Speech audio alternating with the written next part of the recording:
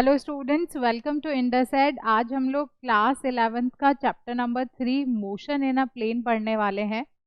Motion in a plane chapter में हम लोग सबसे पहले बात करेंगे स्केलर्स एंड वेक्टर्स की। वेक्टर्स को यहाँ पे थोड़ा सा डिटेल में हम देखेंगे। वेक्टर्स की properties, triangle of vector addition, parallelogram law of vector addition, resolution of vectors, ये सारी की सारी बातें हम लोग इस चैप्टर में करने वाले हैं। इसी के साथ में multiplication of vectors by real number, motion in a plane. अभी जो हमारा प्रीवियस लेक्चर था उसमें हमने स्ट्रेट लाइन में किसी भी ऑब्जेक्ट के मोशन का स्टडी किया था।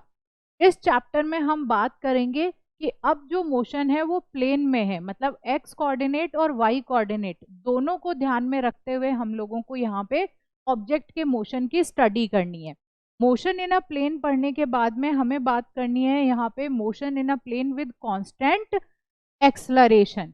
प्रोजेक्टाइल मोशन हम पढ़ेंगे। प्रोजेक्टाइल मोशन में time of flight, horizontal range, maximum height, इन सब को हम लोग यहाँ पे डिराइव करने वाले हैं। And then we will talk about the uniform circular motion. तो हम स्टार्ट करते हैं सबसे पहले यहाँ पे स्केलर्स एंड वेक्टर्स से। देखिए, जैसा कि हम लोग बहुत ही स्टार्टिंग से ये बोलते आ रहे हैं कि स्केलर्स वो फिजिकल क्वांटिटीज होते हैं जिनमें सिर्फ मैग्नीट्यूड प्रेजेंट होता है, जिनमें डायरेक्शन नहीं होता। For example distance. डिस्टेंस में सिर्फ और सिर्फ मैग्नीट्यूड है इस फिजिकल क्वांटिटी में, यहाँ पे डायरेक्शन इंपॉर्टेंट नहीं है। तो इसलिए हम लोग जो डिस्टेंस है उसको एक स्केलर क्वांटिटी कहते हैं, because it has only magnitude and no direction. इसी के अलावा मास, मास में भी सिर्फ मैग्नीट्यूड होता है, डायरेक्शन नहीं होता। इसलिए मास, डिस्टेंस, ये दोनों ही स्केलर क्वांटिटीज हो गई। अगर वेक्टर क्वांटिटीज की बात की जाए तो ऐसे फिजिकल क्वांटिटीज जिनका मैग्नीट्यूड भी होता है और जिनका डायरेक्शन भी होता है, उन्हें हम लोग वेक्टर क्वांटिटीज कहते हैं। तो scalar are the physical quantities which have only magnitude, for example distance and mass. Vectors are the physical quantities which have magnitude as well as direction. For example, velocity, acceleration, force, etc. जो speed होती है that is also है scalar quantity. तो कुछ हमारे पास में scalar quantities हैं, कुछ वेक्टर क्वांटिटीज हैं। स्केलर जैसे कि डिस्टेंस, मास, स्पीड, जिनका सिर्फ मैग्नीट्यूड है, डायरेक्शन नहीं है। वेक्टर क्वांटिटीज ऐसी क्वांटिटीज जिनका मैग्नीट्यूड भी है और डायरेक्शन भी है। अब हमें यहाँ पे वेक्टर क्वांटिटीज के बारे में बात करनी है। तो हम कहते हैं कि वेक्टर क्वांटिटीज ऐसी क्वांटिटीज जिनका मैग्नीट्यूड और डायरेक्शन दोनों है। तो अब देखते हैं कि किस तरह से प्लेन में हम इन सब की बात कर सकते हैं। जैसे कि हमने जब स्ट्रेट लाइन पढ़ा था, स्ट्रेट लाइन मोशन में अगर कोई ऑब्जेक्ट किसी एक पर्टिकुलर पॉइंट पे है तो मतलब वो उसकी पोजीशन हो जाती है। इफ आई से ये कोई एक ऑब्जेक्ट है ए नाम का, अगर ये ऐसे स्ट्रेट लाइन में मूव कर रहा है, एक कोई कार है जो हाईवे पे मूव कर रही है, अगर ये इस तरह से एक स्ट्रेट लाइन में मूव कर रहा है तो ये वाला जो पर्टिकुलर पॉइंट है वो क्या होगा, वो इसकी पोजीशन को रिप्रेजेंट करेगा। ठीक है, ये पोजीशन है। इसके अलावा अगर ये ए से बी डिस्टेंस पे जाता है तो बी से ए तक का जो ये बीच का यहाँ पे डिस्टेंस है वो इसका डिस्प्लेसमेंट हो जाएगा। तो मतलब स्ट्रेट लाइन का जो मोशन है उसमें पोजीशन और डिस्प्लेसमेंट बहुत इजीली हम फाइंड आउट कर सकते हैं, और वो हम लोगों ने चैप्टर नंबर 2 में ऑलरेडी पढ़ लिया है कि किस तरह से स्ट्रेट लाइन के मोशन में पोजीशन और डिस्प्लेसमेंट को डिफाइन किया जाता है। अब यहाँ पे बात हो रही है प्लेन की।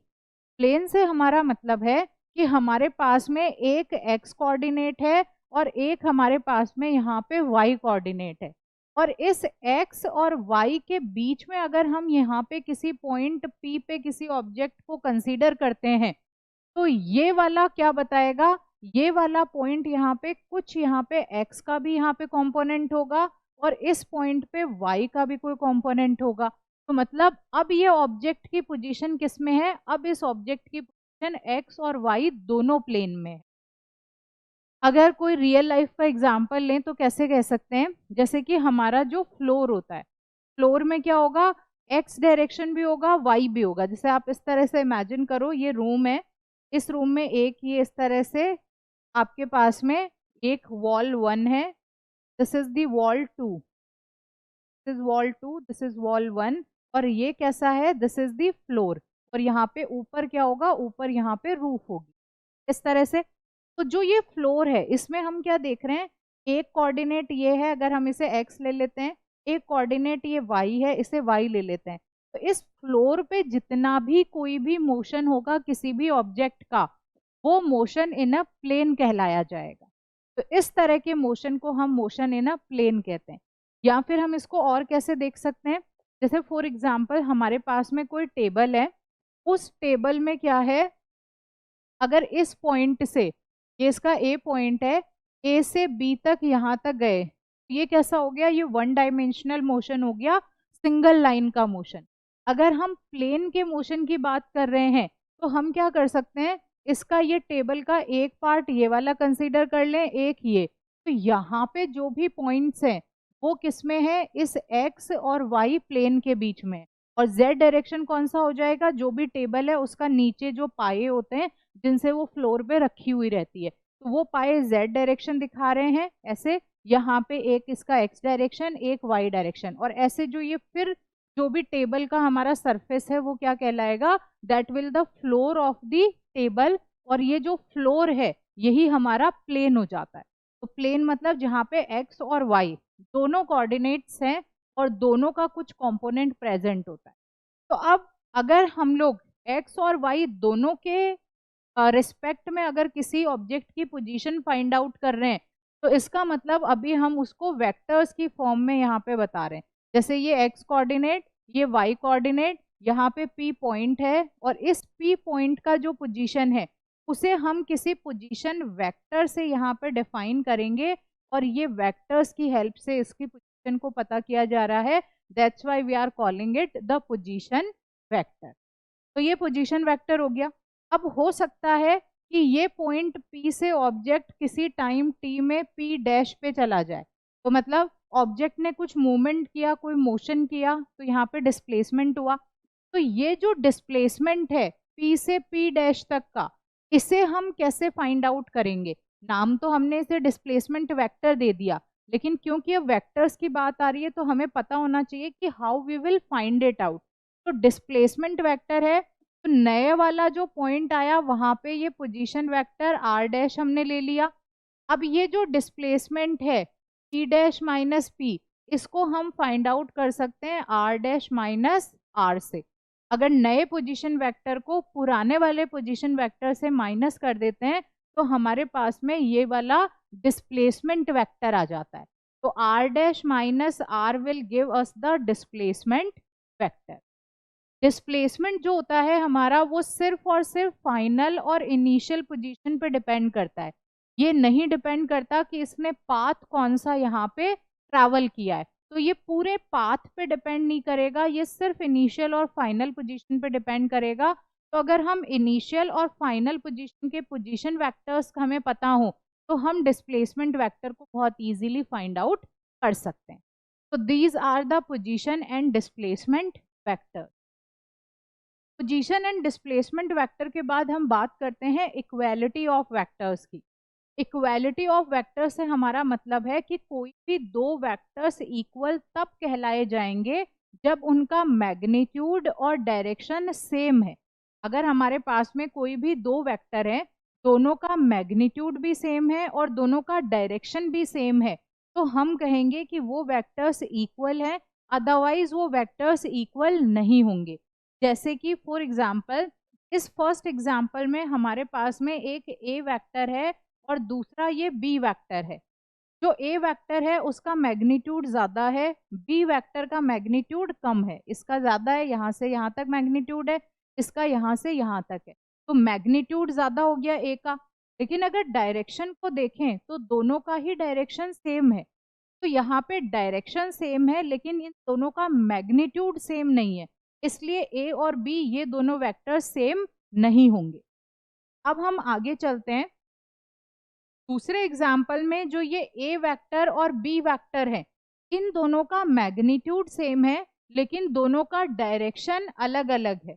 दोनों की डायरेक्शन अलग अलग होने के कारण ये फिर से अनइक्वल वेक्टर्स हो गए। सी वाला जो एग्जाम्पल हमारे पास है, इसमें दोनों का डायरेक्शन भी एक ही तरफ है तो डायरेक्शन सेम हो गया, प्लस दोनों का मैग्नीट्यूड भी यहाँ पे सेम है। तो इस केस में हम कह देते हैं the A vector is equals to B vector. तो इक्वालिटी ऑफ वेक्टर्स के लिए जरूरी है कि डायरेक्शन और मैग्नीट्यूड दोनों ऐसे होने चाहिए, मैग्नीट्यूड सेम होना चाहिए और डायरेक्शन भी सेम होना चाहिए। दोनों अगर एक जैसे होंगे तो ये वेक्टर्स इक्वल होंगे, अदरवाइज वेक्टर्स अनइक्वल होंगे। अगर हम किसी भी वेक्टर को किसी रियल नंबर से मल्टीप्लाई करते हैं तो उसमें क्या फर्क आता है, हमें ये बताना है। तो देखिए, अगर हमारे पास में फॉर एग्जांपल कोई एक वेक्टर है, मैंने कहा यहाँ पे मेरे पास में ये वेक्टर है जिसे मैंने कहा दिस इज ए वेक्टर। अगर मैं इसे किसी रियल नंबर से मल्टीप्लाई करती हूँ, फॉर एग्जांपल मैंने इसको 2 से मल्टीप्लाई किया, 2 से मल्टीप्लाई किया मतलब जो पहले वाला था ए वेक्टर, अब नया जो वेक्टर है दैट इज 2a वेक्टर। तो मतलब a का डबल हो गया, मैग्नीट्यूड हमने डबल कर दिया जैसे ही हमने 2 से मल्टीप्लाई किया। तो अब जो नया वेक्टर बनेगा उसका मैग्नीट्यूड a वेक्टर से दुगुना हो जाएगा, डबल हो जाएगा। अगर हमने यहाँ पे एक तीसरा वेक्टर लिया जिसको हमने एक में 3 से मल्टीप्लाई कर दिया, तो अब जो हमारा नया वेक्टर आएगा वो ए वेक्टर का 3 गुना हो जाएगा। तो मतलब अगर हम किसी भी रियल नंबर से किसी वेक्टर को अगर मल्टीप्लाई करते हैं पॉजिटिव रियल नंबर से, तो उसका मैग्नीट्यूड क्या हो जाता है, इंक्रीज हो जाता है। और जो नया वेक्टर आता है वो कैसा रहता है, वो उसी डायरेक्शन में होगा बट उसका मैग्नीट्यूड इंक्रीज हो गया। अगर हमारा जो नंबर है वो कैसा है, वो नेगेटिव है, तो अगर हम इसे नेगेटिव नंबर से मल्टीप्लाई करते हैं तो उस वाले केस में क्या होगा, फॉर एग्जाम्पल हमारे पास में एक वेक्टर है ए वेक्टर, हमने इसको मल्टीप्लाई किया -1 से। अगर -1 से मैं ए को मल्टीप्लाई करती हूँ तो इसके मैग्नीट्यूड में तो ऐसा कोई फर्क नहीं आएगा, मैग्नीट्यूड तो 1 से मल्टीप्लाई किया तो सेम ही रहेगा। लेकिन हमने यहाँ नेगेटिव साइन लगाया, ये नेगेटिव साइन इस वेक्टर के डायरेक्शन को रिप्रेजेंट करेगा। ये कहेगा अगर आपका ए वेक्टर इस डायरेक्शन में है तो जो दूसरा बी वेक्टर है उसका डायरेक्शन ऑपोजिट है, क्योंकि यहाँ पे नेगेटिव साइन आ गया। तो if this is the A vector तो हमारा जो -a वेक्टर होगा वो कुछ ऐसा हो जाएगा, सिर्फ इसका डायरेक्शन चेंज हुआ है, इसका मैग्नीट्यूड चेंज नहीं हुआ। लेकिन अगर मैं इसी ए वेक्टर वाला जो हमारा ये वेक्टर है इसको हम करते हैं -2 से मल्टीप्लाई, तो अब नया वेक्टर आएगा उसका मैग्नीट्यूड भी डबल हो गया प्लस उसका डायरेक्शन भी चेंज हो गया, ऑपोजिट डायरेक्शन हो। तो this is how the multiplication of vector by real number will take place. Same direction, positive number से मल्टीप्लाई करोगे तो सेम डायरेक्शन रहेगा, सिर्फ जितना भी मैग्नीट्यूड है वो इंक्रीज या डिक्रीज हो जाएगा। अगर हम लोगों ने इसको नेगेटिव नंबर से मल्टीप्लाई किया है तो नेगेटिव नंबर से मल्टीप्लाई करने पे इसका जो मैग्नीट्यूड है वो मैग्नीट्यूड क्या हो जाएगा, वो मैग्नीट्यूड उस हिसाब से जो भी इंक्रीज डिक्रीज हमें करना है वैसा हो जाएगा, प्लस उसका माइनस साइन जो होगा वो क्या करेगा, इसको ऑपोजिट दिखाएगा, इसका ऑपोजिट डायरेक्शन।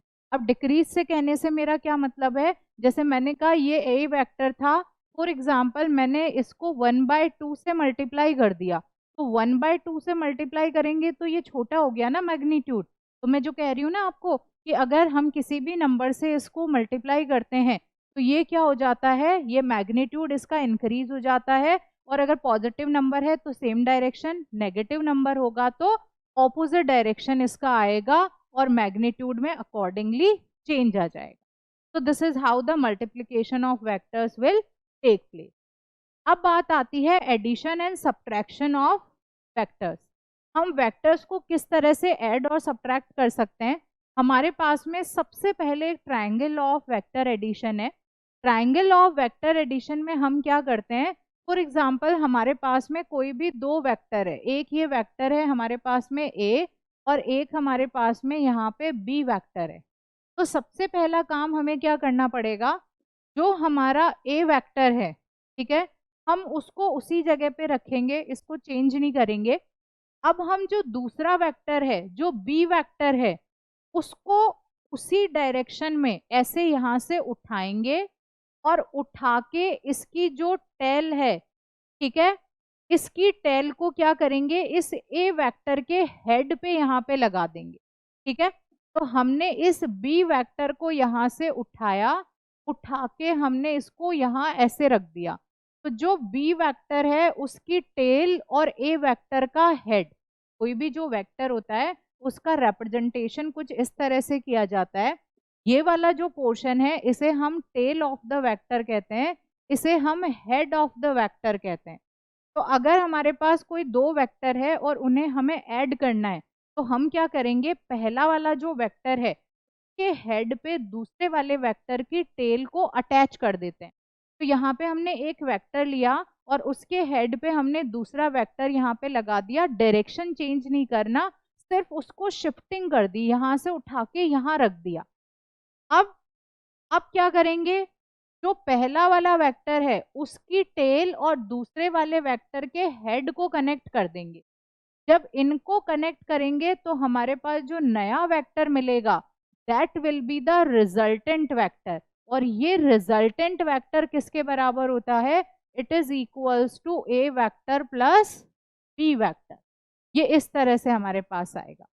तो क्या है हमारे पास में, वेक्टर एडिशन के लिए जो ट्राइंगल लॉ है उसमें कोई भी दो वेक्टर प्रेजेंट है, एक वेक्टर जो है उसको हम सीधा सीधा रख रहे हैं, दूसरा वेक्टर हम लेते हैं उसकी टेल को पहले वाले के हेड से कनेक्ट कर देते हैं, फिर पहले की टेल और दूसरे का हेड उन दोनों को ज्वाइन करते हैं तो हमें रिजल्टेंट मिलता है, और वो रिजल्टेंट a प्लस बी के बराबर होता है। जैसे कि हमारे पास यहाँ पे एक ये a वेक्टर है और ये हमारे पास में b वेक्टर है, हमने a को ऐसा का ऐसा एज इट इज यहाँ पे रखा, ये a वेक्टर हमने एज इट इज रख रखा है, हमने b वेक्टर को यहाँ से ऐसे उठाया और ऐसे शिफ्ट कर दिया, क्योंकि b वेक्टर की टेल को a वेक्टर के हेड से मिलाना है। तो हमारा ये b वेक्टर कुछ इस तरह से बना। अब a की टेल और b का हेड मिला के नया वेक्टर बना, that is equals to a vector plus b vector, and this is how the addition of vectors can take place. इस तरह से हम एडिशन कर सकते हैं। अब बात आती है सब्ट्रैक्शन की। देखो सब्ट्रैक्शन में भी हम ऐड ही करते हैं, मतलब सब्ट्रैक्शन के लिए कोई अलग चीज नहीं है हमारे पास में। सब्ट्रैक्शन में भी क्या होता है, उसमें भी एडिशन ही होता है। बस एडिशन कैसे होता है, जैसे मैंने कहा a माइनस बी, तो ये सब्ट्रैक्शन है a का, a वेक्टर का b वेक्टर में से, b वेक्टर का a में से। हम इसे कैसे लिख सकते हैं, I can write it as a vector plus minus b vector. क्या हम ऐसा लिख सकते हैं इसको, बस यही करना है अपने को, a vector plus minus b vector. तो मतलब वही सब्ट्रैक्शन भी कैसा है, सब्ट्रैक्शन भी हम इन टर्म्स ऑफ एडिशन ही यहाँ पे पढ़ रहे हैं। तो वेक्टर्स को ऐड करना हमने सीख लिया। एडिशन में हम क्या करेंगे, एक वेक्टर के हेड से दूसरे वेक्टर की टेल को मिलाएंगे और फिर दूसरे का हेड और पहले की टेल को जब कनेक्ट करेंगे तो हमें एक रिजल्टेंट मिलेगा, and that resultant will be equal to the addition of two vectors. ये हो गया। जो वेक्टर एडिशन है उसकी कुछ प्रॉपर्टीज होती हैं, जैसे कि वेक्टर एडिशन कम्यूटेटिव होता है। कम्यूटेटिव का मतलब है a plus B will be equal to B plus A. इसका मतलब क्या हुआ, मैंने कहा for example 2 plus 3 is equals to 3 plus 2, तो क्या इन दोनों में कोई डिफरेंस है क्या, 2 plus 3 is equals to 3 plus 2, ऐसा ही होता है। तो वेक्टर एडिशन भी क्या है, it is commutative. a plus B किसके बराबर होगा, it will be equal to b plus A. इसके अलावा जो हमारा वेक्टर एडिशन का लॉ है that follows associative law also. Associative law क्या कहता है, a plus B plus C, ये हमारा क्या है a प्लस बी, ये ब्रैकेट में प्लस सी, ये किसके बराबर आएगा, ये आ जाएगा a प्लस बी और सी को आप ब्रैकेट में कर दो, इसे हम एसोसिएटिव लॉ कहते हैं। और वेक्टर एडिशन एसोसिएटिव लॉ को भी फॉलो करता है। Then there comes a null vector. Null vector का मतलब है अगर कोई दो सेम वेक्टर है, सेम मतलब दोनों का मैग्नीट्यूड भी सेम है और डायरेक्शन भी सेम है, अगर इस तरह का केस है तो अगर हम एक वेक्टर में से दूसरे वेक्टर को माइनस करते हैं जो कि सेम है, सेम मैग्नीट्यूड सेम डायरेक्शन, तो हमें जो वेक्टर मिलता है इसे हम कहते हैं ईदर द जीरो वेक्टर और we can call it the null vector. ये नल वेक्टर भी कहलाता है और ये जीरो वेक्टर भी कहलाता है। जो जीरो वेक्टर है हमारे पास में, इसकी कुछ प्रॉपर्टीज है, जैसे कि अगर हम किसी भी वेक्टर के साथ में अगर जीरो वेक्टर को ऐड करते हैं तो हमें वो सेम टू सेम वेक्टर ही मिलेगा, ये उसके एडिशन में कुछ भी नया इनपुट नहीं देता, जो कि हमारा नॉर्मल एल्जेब्रिक एडिशन में भी होता है। अगर हम किसी भी रियल नंबर से इस जीरो वेक्टर को मल्टीप्लाई करते हैं तो हमें जीरो मिलता है। अगर हम किसी भी वेक्टर को इस जीरो वेक्टर से मल्टीप्लाई करते हैं तो भी हमें जीरो वेक्टर मिलता है। तो these are some rules for vector addition. Commutative law को फॉलो करता है, एसोसिएटिव लॉ को फॉलो करता है। सेम वेक्टर्स का माइनस करोगे तो जीरो वेक्टर मिलेगा। जीरो वेक्टर की कुछ प्रॉपर्टीज हमारे पास में दी। सब्ट्रैक्शन ऑफ वेक्टर्स, जैसा कि मैंने आपको बताया, ये भी it is a kind of addition. इसमें सिंपली क्या किया हमने, a माइनस बी को हमने a प्लस माइनस बी लिख दिया। ठीक है, ये था वेक्टर एडिशन। वेक्टर एडिशन के बाद अब हमारे पास में एक नया मेथड है जिसे हम कहते हैं parallelogram law of vector addition. ठीक है, अभी हमने triangle law of vector addition पढ़ा था जिसमें हमने ट्राइंगल बनाया था, दो वेक्टर्स को ऐड किया, एक ट्राइंगल बना और जो रिजल्टेंट था उसने हमें उन दोनों का एडिशन दे दिया। अब हम क्या पढ़ रहे हैं, अब हम parallelogram law of vector addition पढ़ रहे हैं। इसमें हम दो वेक्टर्स लेंगे, एक पैरेललोग्राम बनाएंगे और पैरेललोग्राम से हम लोग उसका रिजल्टेंट निकालेंगे। ये कैसे किया जाएगा, देखो दूसरे मेथड में यहाँ पे क्या किया जा रहा है, यहाँ पे फॉर एग्जांपल हमारे पास में एक वेक्टर है यहाँ पे ए वेक्टर, दूसरा है हमारे पास में यहाँ पे बी वेक्टर। हमें इन दोनों को ऐड करना है। तो हम क्या कर रहे हैं, ए वेक्टर को ऐसा का ऐसा ही रख रहे हैं और जो बी वेक्टर है उसको हम ऐसे ला रहे हैं कि ये दोनों की टेल आपस में एक दूसरे से ऐड हो जाए। मतलब पहले हम क्या कह रहे थे, पहले वाले के हेड से दूसरे वाले की टेल को मिला रहे थे, वो हमारा एक अलग मेथड था। अब नया मेथड है पैरेललोग्राम लॉ वाला, उसमें हम क्या करते हैं, दोनों वेक्टर्स की टेल को एक दूसरे से कनेक्ट कर देते हैं। अब दोनों की वेक्टर्स की टेल को कनेक्ट करने के बाद क्या करेंगे, इन दोनों के पैरेलल में हम यहाँ पे इस तरह से ए वेक्टर, ये बी वेक्टर के पैरेलल में हमने एक वेक्टर यहाँ पे लाइन ड्रॉ कर दी, जो ए वेक्टर है उसके पैरेलल में हमने यहाँ पे एक लाइन ड्रॉ कर दी। तो ये दोनों के पैरेलल में लाइंस ड्रॉ हो गई। अब जब हम इस पैरेललोग्राम जो बना हमारा, इसके डायगोनल को जब हम जोड़ते हैं, जब डायगोनल को यहाँ पे रिप्रेजेंट करते हैं, तो ये जो डायगोनल है it will give us the addition of A vector plus B vector. ठीक है, दोबारा से समझिए, ट्राइंगल में हमने क्या किया था, पहले वेक्टर के हेड से दूसरे वेक्टर की टेल को मिलाया, उसके बाद में दूसरे के हेड से पहले की टेल को मिला के एक ट्राइंगल बना दिया और जो रिजल्टेंट आया that was the sum of A plus, मतलब sum of A and B, ये हो गया। पैरेललोग्राम लॉ में हम क्या करते हैं, दोनों वेक्टर्स की टेल को एक दूसरे से मिलाते हैं। जैसे दूसरा एग्जांपल ले लेते हैं, जैसे कि हमारे पास में एक ए वेक्टर है यहाँ पे और दूसरा बी वेक्टर कुछ इस तरह से है। अब हम क्या करेंगे, दोनों की टेल को मिलाएंगे तो बी वेक्टर यहाँ पे ऐसे आएगा, तो ये बी वेक्टर आ गया।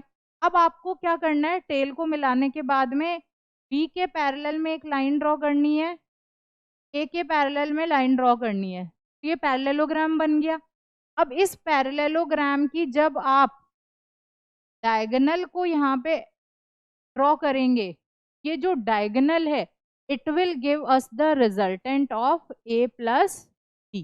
ठीक है, तो हमारे पास क्या है, एक यहाँ पे p vector, this is the q vector and this will be the resultant r vector. ये हमारा p वेक्टर के बराबर होगी ये वाली लाइन और ये वाली q वेक्टर के बराबर होगी, और r किसके बराबर होगा, r will be equal to p vector plus q vector. So this is how the addition will take place. Next we have the resolution of vector. Resolution of vector से हमारा क्या मतलब है, जैसे फॉर एग्जांपल हमारे पास में यहाँ पे ये कोऑर्डिनेट्स है, ये x है, here we have the y and this is the z। ये तीनों कोऑर्डिनेट हैं, ठीक है, x y z। अगर कोई ऑब्जेक्ट यहाँ पे हमने कहा कि this is the position of the object, तो मतलब इसका कुछ पार्ट x का होगा, कुछ पार्ट यहाँ पे y का होगा। तो जब हम इस पर्टिकुलर ऑब्जेक्ट की पोजीशन को बताएंगे तो हमें x एक्सिस का कुछ कोऑर्डिनेट भी बताना पड़ेगा और यहाँ पे y में कितनी वैल्यू है उसे भी बताना पड़ेगा, तभी जाके इसकी एक्यूरेट पोजीशन का पता चल पाएगा। तो मतलब जो भी हमारा वेक्टर है, फॉर एग्जाम्पल हमारे पास में ये कोई वेक्टर है जो r वेक्टर है, मतलब ये x एक्सिस में कितना है वो भी हमें बताना है, x एक्सिस में इसका कंपोनेंट, और y एक्सिस में इसका क्या कंपोनेंट है वो भी हमें बताना है। तो ये कैसे किया जाता है, ये कुछ इस तरह किया जाएगा कि जो भी हमारा वेक्टर है, ये हमारा कोई वेक्टर है, ये y एक्सिस है, this is the x axis. अगर हमने थीटा एंगल बनाया यहाँ पे, जो ये किसके साथ बना रहा है, x और इस वेक्टर के साथ, तो जो हमारा x का कंपोनेंट हो जाएगा that will be equal to, for example this is a vector, ये कैसा है, a वेक्टर है, तो ये हो जाएगा a cos थीटा। मतलब x एक्सिस के अलोंग ये पास में ये थीटा बना है, इसलिए a cos थीटा हो गया x का कंपोनेंट जो ax है। a y क्या हो जाएगा यहाँ पे, a y हमारा हो जाएगा a sin थीटा। लेकिन अब देखो इसमें दो चीजें हैं। अब जब हमने थीटा एंगल यहाँ पे लिया, ये x हमारा ax a cos थीटा हुआ और ay हमारा a sin थीटा हुआ। अब इसमें दूसरा केस है कि हमने कहा कि चलो हम ऐसा नहीं लेते हैं, हम क्या करते हैं, ये एंगल को चेंज कर देते हैं। एंगल चेंज कैसे हुआ, हमने ये x कोऑर्डिनेट, ये y, यहाँ पे हमने थीटा ले लिया, ठीक है। जब हमने यहाँ थीटा ले लिया तो अब हमारा जो ए वाई का कंपोनेंट होगा that will B A cos theta, and जो x का होगा that will B A sine theta. तो मतलब जब भी हम किसी भी वेक्टर को कॉस थीटा और साइन थीटा में रिजॉल्व करेंगे तो आपको पता होना चाहिए कि उसका थीटा एंगल कहाँ पे बन रहा है। अगर x एक्सिस के साथ में थीटा एंगल बना रहा है तो x कंपोनेंट कॉस थीटा होगा। अगर y एक्सिस के अलोंग वो थीटा एंगल बना रहा है तो y का कंपोनेंट कॉस थीटा। जहाँ पे भी थीटा पास में है जिस भी एक्सिस के, उसी का कंपोनेंट कॉस थीटा होगा, उसके दूसरा वाला कंपोनेंट साइन थीटा रहेगा। तो इसलिए अगर हमारे पास में कोई वेक्टर यहाँ पे a है, ये a वेक्टर का x component will be a cos theta, क्योंकि थीटा एंगल हमने x एक्सिस के अलोंग ले रखा है, इसलिए a cos theta. A Y क्या हो जाएगा, ए साइन थीटा, क्योंकि वो उसके थीटा एंगल एक्स के साथ है, इसलिए वाई ए साइन थीटा। इसका मैग्नीट्यूड कैसे फाइंड आउट किया जा सकता है, ए x square plus A Y square का रूट। ऐसे हम इस ए वेक्टर का मैग्नीट्यूड पता कर लेंगे, और थीटा एंगल के लिए हमारे पास फॉर्मूला है tan इनवर्स ए वाई अपॉन ए एक्स। इससे हमें थीटा की वैल्यू मिल जाएगी। This is the resolution of vector. ये रेजोल्यूशन ऑफ वेक्टर्स थोड़ा सा इम्पॉर्टेंट है कि ये हम बार बार यूज करते हैं। अगर आप क्लास 12th में जाओगे तो वहां पे भी आप ऑलमोस्ट सारे चैप्टर्स में रेजोल्यूशन ऑफ वेक्टर्स का यूटिलाइजेशन करोगे। आप जब 11th भी पढ़ रहे होंगे तो हम बार बार मल्टीपल टाइम्स हम जो वेक्टर्स है उनको रिजॉल्व करेंगे एक्स कंपोनेंट में और वाई कंपोनेंट। तो आपको पता होना चाहिए कि वेक्टर को एक्स एक्सिस और वाई एक्सिस के कंपोनेंट्स में कैसे रिजॉल्व किया जाता है। एक्स वाला हमारा कॉस थीटा, कॉस थीटा जरूरी नहीं है हमेशा एक्स वाला कॉस थीटा ही हो, वो किस पे डिपेंड करेगा, वो डिपेंड करेगा थीटा पे, कि थीटा एक्स एक्सिस के साथ बन रहा है या वाई के साथ बन रहा है, उस पे ये डिपेंड करेगा, ठीक है। अगर हमने कहा कि अभी तो हमने सिर्फ एक्स और वाई प्लेन लिया था, देयर इज पॉसिबिलिटी कि हमारे तीनों एक्सेस यहाँ पे काम में आ रही हो, तो उस केस में जो हमारा वेक्टर ए है उसको हम कैसे रिप्रेजेंट करेंगे। तो उस केस में हम कहेंगे ए एक्स आई, आई हमारा यूनिट कैप होता है जो एक्स एक्सिस के अलोंग होता है, जे फिर से यूनिट कैप वेक्टर है, के हमारा कैसा है, यूनिट वेक्टर, और आई दिखाता है एक्स एक्सिस को, जे दिखाता है वाई को, और के रिप्रेजेंट करता है जेड एक्सिस। तो ये यूनिट वेक्टर्स है, किसी से मल्टीप्लाई करते हैं तो उसके मैग्नीट्यूड में कोई फर्क नहीं पड़ता, क्योंकि वन को अगर आप किसी से भी मल्टीप्लाई करोगे तो कोई फर्क नहीं पड़ेगा। तो सिमिलरली जब हम यहाँ पे इस i, j और k ये तीनों यूनिट वेक्टर्स हैं, अगर इनको a से मल्टीप्लाई भी कर रहे हैं तो 1 से मल्टीप्लाई हुआ तो कोई फर्क नहीं पड़ा। ये यहाँ क्या काम कर रहे हैं, they are just representing the direction. I represent कर रहा है x डायरेक्शन को, j y को, और k यहाँ पे z डायरेक्शन को रिप्रेजेंट। तो this will be the a vector. Magnitude कैसे पता चल जाएगा, this is how we can find out the magnitude of the a vector. Then there is this analytical method of vector addition. इसमें क्या किया जाएगा, कोई भी आपके पास में दो वेक्टर्स है, फॉर एग्जांपल पहला है a vector axi plus ayj, दूसरा है bxi प्लस byj। अब हमें क्या करना है, a को दो a प्लस b करना है। तो r हमारे पास क्या आ गया, a प्लस a था ax प्लस bx, i को हमने कॉमन ले लिया, यहाँ j को कॉमन ले लेंगे तो ay प्लस by। तो इस तरह से आपको इनको ऐड करना है। अगर 3 डायमेंशनल होगा तो ax bx plus cx i हो गया, by ay by plus bz j हो गया, az bz एंड cz ये क्या हो गया, ये k हो गया। तो this is how we will be adding with the help of vector addition. अब है हमारे पास में law of cosines and law of sines. Law of sines and cosines जो है हमारा, इसमें हमारे पास में एक फॉर्मूला आता है एट द एंड, जो फॉर्मूला कुछ दिखता है, r is equal square plus root, और जो tan अल्फा है वो हम कुछ इस तरह से निकालते। इस फॉर्मूले का भी हम बहुत जगह पे यूज करते हैं, तो डेरिवेशन यहाँ पे इतना इम्पोर्टेंट नहीं है, बट जो ये फॉर्मूला है r is equal to A square plus B square plus 2ab cos theta, ये फॉर्मूला का बहुत बार यूज होता है। तो ये जो law of sines and cosines है, बस वो यही चीज है, लेकिन हम यहाँ पे इनको डिराइव कर रहे हैं, हम डेरिवेशन कर रहे हैं कि आखिर ये रिजल्टेंट का फॉर्मूला ऐसा कैसे आया, और जो tan अल्फा है उसकी वैल्यू यहाँ पे इस तरह कैसे आई। तो ये डेरिवेशन किया जा रहा है, बाकी जो इम्प्लीमेंटेशन होगा वो किसका होगा, वो मोस्टली इन फॉर्मूलाज का ही इम्प्लीमेंटेशन होता है। बाकी उसका जो डेरिवेशन है वो इतना ज़्यादा इम्पॉर्टेंट नहीं है, बट फिर भी हम वो कर रहे हैं, मतलब उस डेरिवेशन को हम कर रहे हैं। अब डेरिवेशन के लिए सबसे पहले हमारे पास में यहाँ पे एक ये a वेक्टर है, this is the a vector, एक हमने यहाँ पे ये b वेक्टर लिया, और अब जब दोनों को हमें ऐड करना है a और b को, तो दोनों की टेल को हमने मिला दिया। टेल जब इनकी मिल गई तो हमने a के पैरेलल में यहाँ पे एक लाइन ड्रॉ करी, ये a वेक्टर के बराबर है। हमने यहाँ पे b वेक्टर के अलोंग इसके पैरेलल में एक लाइन ड्रॉ करी जो b वेक्टर के बराबर है। अब जब इनके डायगोनल्स को इस पैरेललोग्राम बन गया, जब पैरेललोग्राम के डायगोनल को हमने यहाँ पे इसको इस तरह से कनेक्ट किया, तो ये जो डायगोनल वाला वेक्टर है इसे हम r वेक्टर कह रहे हैं, and this is equals to a vector plus b vector, this is the resultant vector. तो हमें यहाँ पे फाइंड आउट क्या करना है, we have to find out this resultant r vector. ये जो हमने r वेक्टर ले रखा है, इस रिजल्टेंट को हमें फाइंड आउट करना है। तो देखो, इस रिजल्टेंट को फाइंड आउट करने के लिए हम कहते हैं कि अगर यहाँ पे कोई एक ट्राइंगल हो, ठीक है, इनकेस अगर यहाँ कोई ट्राइंगल हो, जैसे हमने इस पे यहाँ पे एक परपेंडिकुलर ड्रॉ कर दी और इसको आगे थोड़ा सा एक्सपेंड कर दिया, तो हमें यहाँ पे क्या दिख रहा है, एक ट्राइंगल दिख रहा है ONS। कौन सा, ONS या फिर SNO।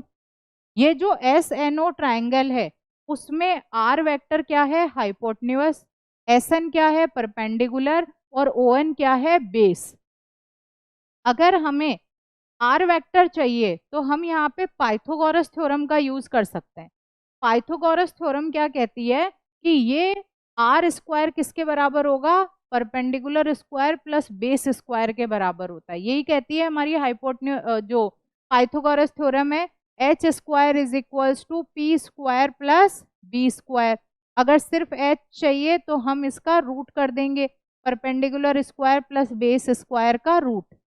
अब यहाँ पे परपेंडिकुलर क्या है, SN, तो हमें SN की वैल्यू पता होनी चाहिए पहले कि आखिर ये परपेंडिकुलर की वैल्यू क्या है। तो अब अगर मुझे SN पता करना है तो मुझे इस ट्रायंगल को कंसीडर करना पड़ेगा SNP।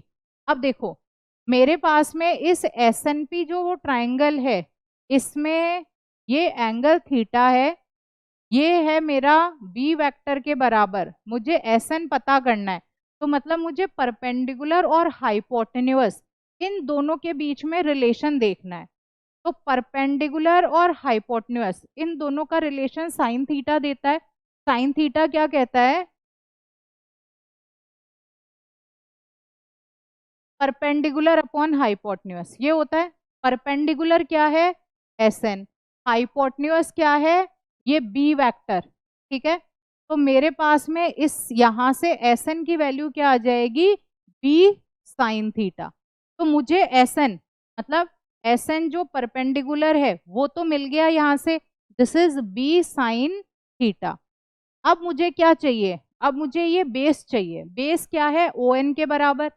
अब ON हमें कब मिलेगा, ON हमें मिलेगा जब मैं OP प्लस PN कर दूं, तो मुझे ये मिल जाएगा, तब ON मिल जाएगा।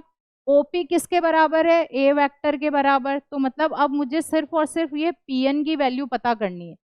PN क्या है, SNP ट्राइंगल का बेस है। SNP ट्राइंगल में बेस मुझे पता करना है, हाइपोटेन्यूस मेरे पास ऑलरेडी है।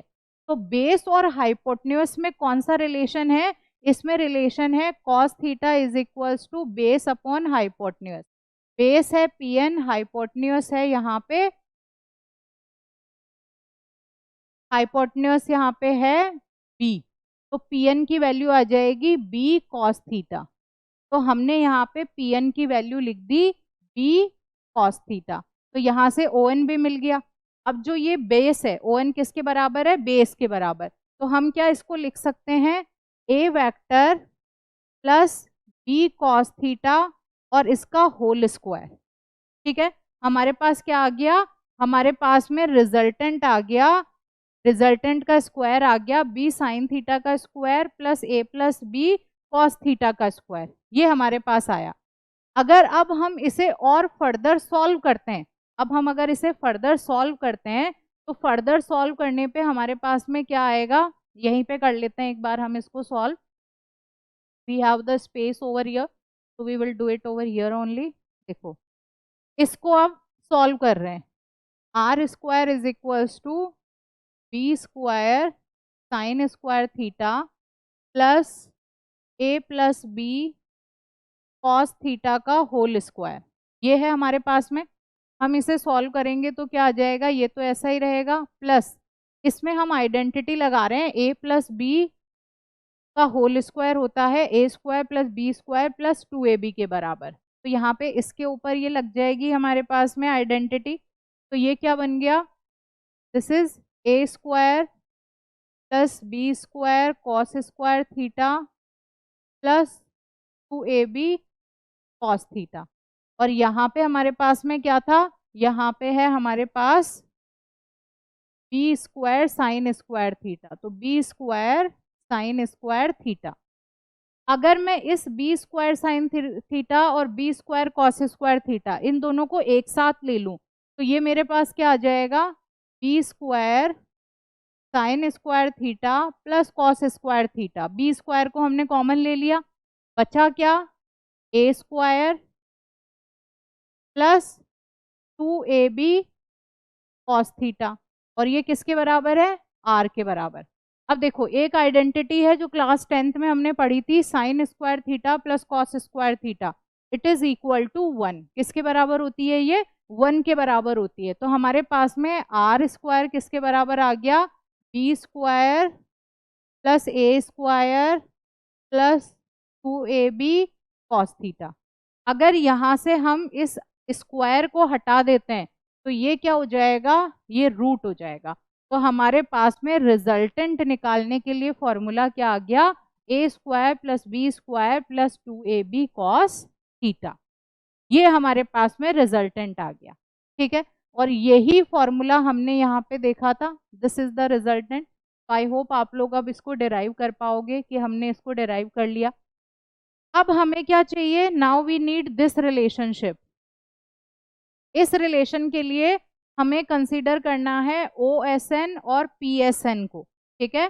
कौन कौन से को करना है हमें, OSN, एक तो हम ये ट्राइंगल को कंसीडर कर रहे हैं OSN, और दूसरा हम ट्राइंगल कंसीडर कर रहे हैं PSN, दूसरा हम यहाँ पे PSN। जब हम OSN को यहाँ पे कंसीडर कर रहे हैं तो SN की वैल्यू क्या आएगी हमारे पास में, SN हमारे पास परपेंडिकुलर है, परपेंडिकुलर हाइपोटेन्यूज हमारे पास में R है। एक बार इसको हटाते हैं, अगर हम आगे सीधा यहीं पे ही कर लेते हैं, हमारे पास SN क्या आ जाएगा, R sine alpha. R sine alpha कैसे आया ये, क्योंकि देखो ये वाला हमारा एल्फा एंगल है, तो साइन एल्फा क्या होगा, परपेंडिकुलर, परपेंडिकुलर हमारा SN के बराबर है अपॉन हाइपोटेन्यूज, हाइपोटेन्यूज किसके बराबर है, R के बराबर। तो यहाँ से SN की वैल्यू क्या आ जाएगी, R साइन एल्फा। तो OSN यहाँ पे अल्फा एंगल, हमने साइन अल्फा लिखा, साइन अल्फा होता है perpendicular upon hypotenuse, perpendicular SN है, हाइपोटेन्यूज R है, तो इसलिए हमारे पास SN की वैल्यू आ गई, SN हमारे पास आ गया R साइन अल्फा के। अब हम कंसीडर कर रहे हैं PSN।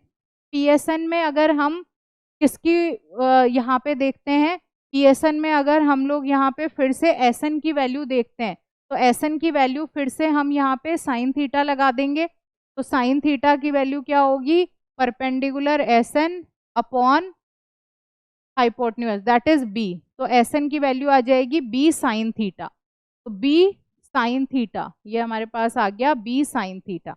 ये दोनों ही किसकी वैल्यू है, दोनों ही SN की वैल्यू है, तो हम दोनों को इक्वेट कर सकते हैं, R sine alpha is equals to B sine alpha, ऐसा किया जा सकता है। अगर दोनों को ऊपर नीचे करें तो हम इसको इधर ले आएंगे, ये B साइन थीटा है, और इसको हम इधर ले आते हैं, तो this will be R upon sine theta is equals to B upon sine alpha. अब अगर यहाँ पे हमें बीटा एंगल निकालना है, बीटा एंगल कौन सा है हमारा, बीटा इज दिस एंगल।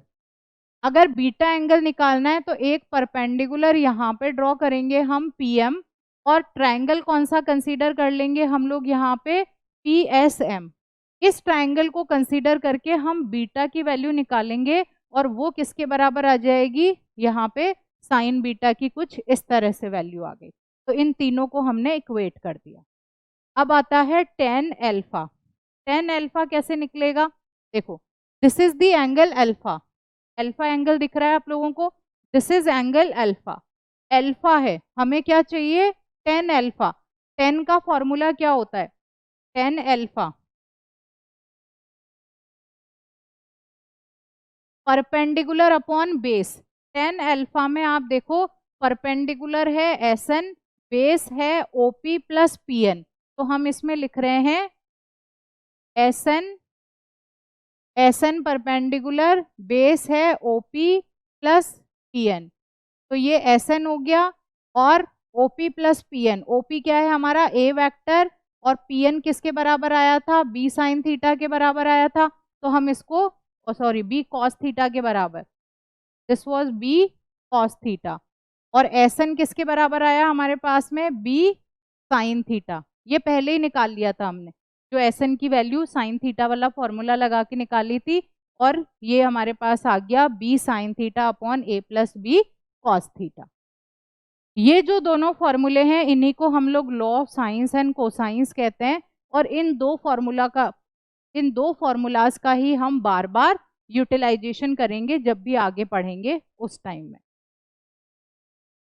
चलो अब हमारे पास में है मोशन इन अ प्लेन, हम किसी प्लेन में मोशन की बात कर रहे हैं, तो अब मोशन इन अ प्लेन में हमें क्या क्या पढ़ना है, हमें पोजीशन वेक्टर्स देखने हैं, हमें velocity, acceleration, instantaneous acceleration, average acceleration, इन सब की बातें करनी है। तो सबसे पहले हम पोजीशन वेक्टर, देखो ये हमारे पास में कोई पॉइंट P है, इसका पोजीशन वेक्टर R है, तो ये किस किस की वैल्यूज बताएगा, X की भी बताएगा, Y की भी बताएगा पॉइंट P, क्योंकि प्लेन की बात कर रहे हैं, तो पोजीशन वेक्टर R में क्या आएगा, X, into I unit cap, I unit cap मतलब ये किस तरफ है, एक्स डायरेक्शन में, प्लस वाई जे मतलब जे कैप जो वाई डायरेक्शन, तो हमारा पोजीशन वेक्टर हो जाएगा एक्स आई प्लस वाई जे। अब हमने कहा अगर यहाँ पे ये तो पोजीशन वेक्टर है, सिर्फ पोजीशन वेक्टर, अब हम बात कर रहे हैं डिस्प्लेसमेंट की। डिस्प्लेसमेंट में क्या हुआ, ये ऑब्जेक्ट पी पॉइंट से कहाँ चला गया, ये पी पॉइंट से पी डैश पॉइंट पे चला गया। अब जब ये पी पॉइंट से पी डैश पे गया तो मतलब यहाँ पे कुछ डिस्प्लेसमेंट हुआ। अब जो डिस्प्लेसमेंट यहाँ पे हुआ वो कैसे फाइंड आउट होगा, पी डैश का पोजीशन वेक्टर है आर डैश, तो आर डैश हमारे पास किसके बराबर हो जाएगा, X dash I plus Y dash J के बराबर। और पोजीशन वेक्टर आर किसके बराबर आया, X I plus Y J के बराबर। अगर मुझे डिस्प्लेसमेंट पता करना है तो क्या करना पड़ेगा, इस वेक्टर में से इसको माइनस करेंगे तो ये डेल्टा आर डिस्प्लेसमेंट वेक्टर आ जाएगा। तो डिस्प्लेसमेंट वेक्टर किसके बराबर है, आर डैश माइनस आर के बराबर, जिसको हम डेल्टा आर से लिखते हैं, ठीक है। और इसमें से क्या हो जाएगा, इसमें हो जाएगा ये X dash I plus Y dash J minus X I plus Y J. तो अब हम आई को एक साथ कर देते हैं, जे वाले कंपोनेंट्स को अलग कर देते हैं। जब आई वालों को साथ करेंगे तो ये हो गया X dash minus X I, और ये हो गया plus Y dash minus Y J, ऐसे कुछ हो गया। ये final position minus initial position है, तो ये डेल्टा एक्स हो गई, डेल्टा एक्स आई, और ये हो गया डेल्टा वाई जे। तो this will be the position displacement vector. ये जो डेल्टा आ रहा है वो हमारा यहाँ पे डिस्प्लेसमेंट वेक्टर आ गया। तो पोजीशन वेक्टर और डिस्प्लेसमेंट वेक्टर कुछ इस तरह से हम यहाँ पे डिफाइन करेंगे। लिमिटिंग वैल्यू, लिमिटिंग मतलब जो इंस्टेंटेनियस होता है, तो इंस्टेंटेनियस वेलोसिटी, स्पीड, एक्सलरेशन, इन सब में क्या होता है, जो टाइम टी होता है हम बहुत ही छोटा सा लेते हैं, इतना छोटा टाइम टी लेते हैं कि हम उस टाइम टी को जीरो के इक्विवेलेंट मान सकते हैं। तो जब भी इंस्टेंटेनियस की बात करेंगे तो डेल्टा टी को हम लिमिट कर देते हैं, limit delta T tends to zero, मतलब इतना छोटा है कि यू कैन कंसिडर इट कि ये एग्जिस्ट ही नहीं कर रहा, ये जीरो के बराबर है। तो that is the limiting thing. अब बात आती है वेलोसिटी की। देखो वेलोसिटी क्या होती है, वेलोसिटी होती है चेंज इन डिस्प्लेसमेंट पर यूनिट टाइम। ये होता है हमारा velocity delta X upon delta T. जो चेंज इन डिस्प्लेसमेंट पर यूनिट टाइम है, इसमें चेंज इन डिस्प्लेसमेंट हमारा क्या है, डेल्टा एक्स आई कोऑर्डिनेट कुछ होगा, डेल्टा एक्स वाई में कुछ होगा, क्योंकि हम प्लेन की बात कर रहे हैं, हम प्लेन की बात कर रहे हैं, तो मतलब एक्स कोऑर्डिनेट भी होगा वाई भी होगा, तो दोनों को हमें यहाँ पे कंसिडर करना पड़ेगा। अब इनको अलग अलग कर देते हैं, delta X upon delta T I plus delta Y upon delta T J. तो ये वाला हमारा क्या आ गया, वेलोसिटी इन एक्स कंपोनेंट, ये आ गई वेलोसिटी इन वाई कंपोनेंट, और ये हो गई हमारे पास टोटल वेलोसिटी। तो जो भी वेलोसिटी आएगी फॉर अ प्लेन वो कैसी आती है, that is V X I plus V Y J. Straight line में हम simply velocity is equals to displacement upon time लिखते हैं। यहाँ पे एक्स कोऑर्डिनेट वाई कोऑर्डिनेट दोनों को हमें यहाँ पे दिखाना पड़ेगा। अगर इंस्टेंटेनियस वेलोसिटी की बात की जाए तो इंस्टेंटेनियस में हम क्या करते हैं, सिंपली यहाँ पे ये लिमिट लगा देते हैं। हम कहते हैं एक पर्टिकुलर इंस्टेंट ऑफ टाइम पे हमें वेलोसिटी फाइंड आउट करनी है। तो पर्टिकुलर इंस्टेंट ऑफ टाइम पे वेलोसिटी फाइंड आउट करने के लिए हमें क्या करना पड़ेगा, velocity is equals to limit delta T tending to zero delta R upon delta T, और इसे हम D R upon D T लिख सकते हैं। तो this is the instantaneous velocity. तो देखिए पोजीशन वेक्टर में भी एक्स और वाई दोनों हमने रखा, तो आर वेक्टर हमारा x I plus Y J के बराबर आया। प्लेन की बात करें तीनों कोऑर्डिनेट होंगे तो पोजीशन वेक्टर क्या हो जाएगा, x I plus Y J plus Z के। सिमिलरली वेलोसिटी, अभी हम सिर्फ प्लेन की बात कर रहे हैं, प्लेन में सिर्फ एक्स और वाई कोऑर्डिनेट होते हैं, वेलोसिटी होगी V X I plus V Y J के बराबर। अगर तीनों कोऑर्डिनेट होंगे तो लास्ट में प्लस वी जेड के भी यहाँ पे ऐड हो जाएगा। तो अभी हम प्लेन में है तो मतलब दो कोऑर्डिनेट्स की हम बात कर। वेलोसिटी हमारे पास आ गई, वेलोसिटी आ गई V X I plus V Y J. अगर वेलोसिटी का मैग्नीट्यूड फाइंड आउट करना है तो उस केस में क्या करना पड़ेगा, V X square plus V Y square का रूट कर देंगे और थीटा एंगल जो पता करना है that is V Y upon V X. कुछ इस तरह से आएगा। कैसे है ये, अगर हम इधर देखें तो ये हमारा एक्स कोऑर्डिनेट, ये वाई। अगर ये कोई वेलोसिटी वेक्टर है v, ठीक है, ये वेलोसिटी वेक्टर v है और यहाँ पे एंगल थीटा है, तो इसका x कंपोनेंट होगा that is V X cos theta. यहाँ पे कोई y कंपोनेंट होगा that is V Y sine theta. ऐसे होगा ये। उसके बाद में जो रिजल्टेंट आएगा that will be V X square plus V Y square. इसको इस तरह से करेंगे। Next there comes the acceleration. देखो एक्सलरेशन में क्या है, चेंज इन वेलोसिटी पर यूनिट टाइम, ये होता है हमारा एक्सलरेशन। तो acceleration is A is equals to delta V upon delta T. ये हमारा एक्सलरेशन के बराबर है। डेल्टा वी किसके बराबर है, we X I plus V Y J, क्योंकि दोनों ही कंसीडर करके चलना है हमें, डिवाइड बाय डेल्टा टी।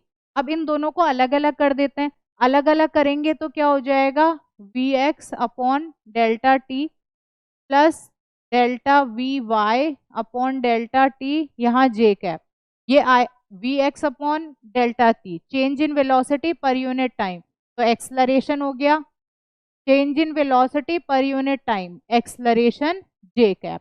तो इस तरह से हमारे पास ये एक्सलरेशन आ गया ए x I plus A Y जे। इस तरह से एक्सलरेशन आ जाएगा दोनों को अलग अलग करने पे। वहीं अब हम इंस्टेंटेनियस एक्सलरेशन की बात करते हैं।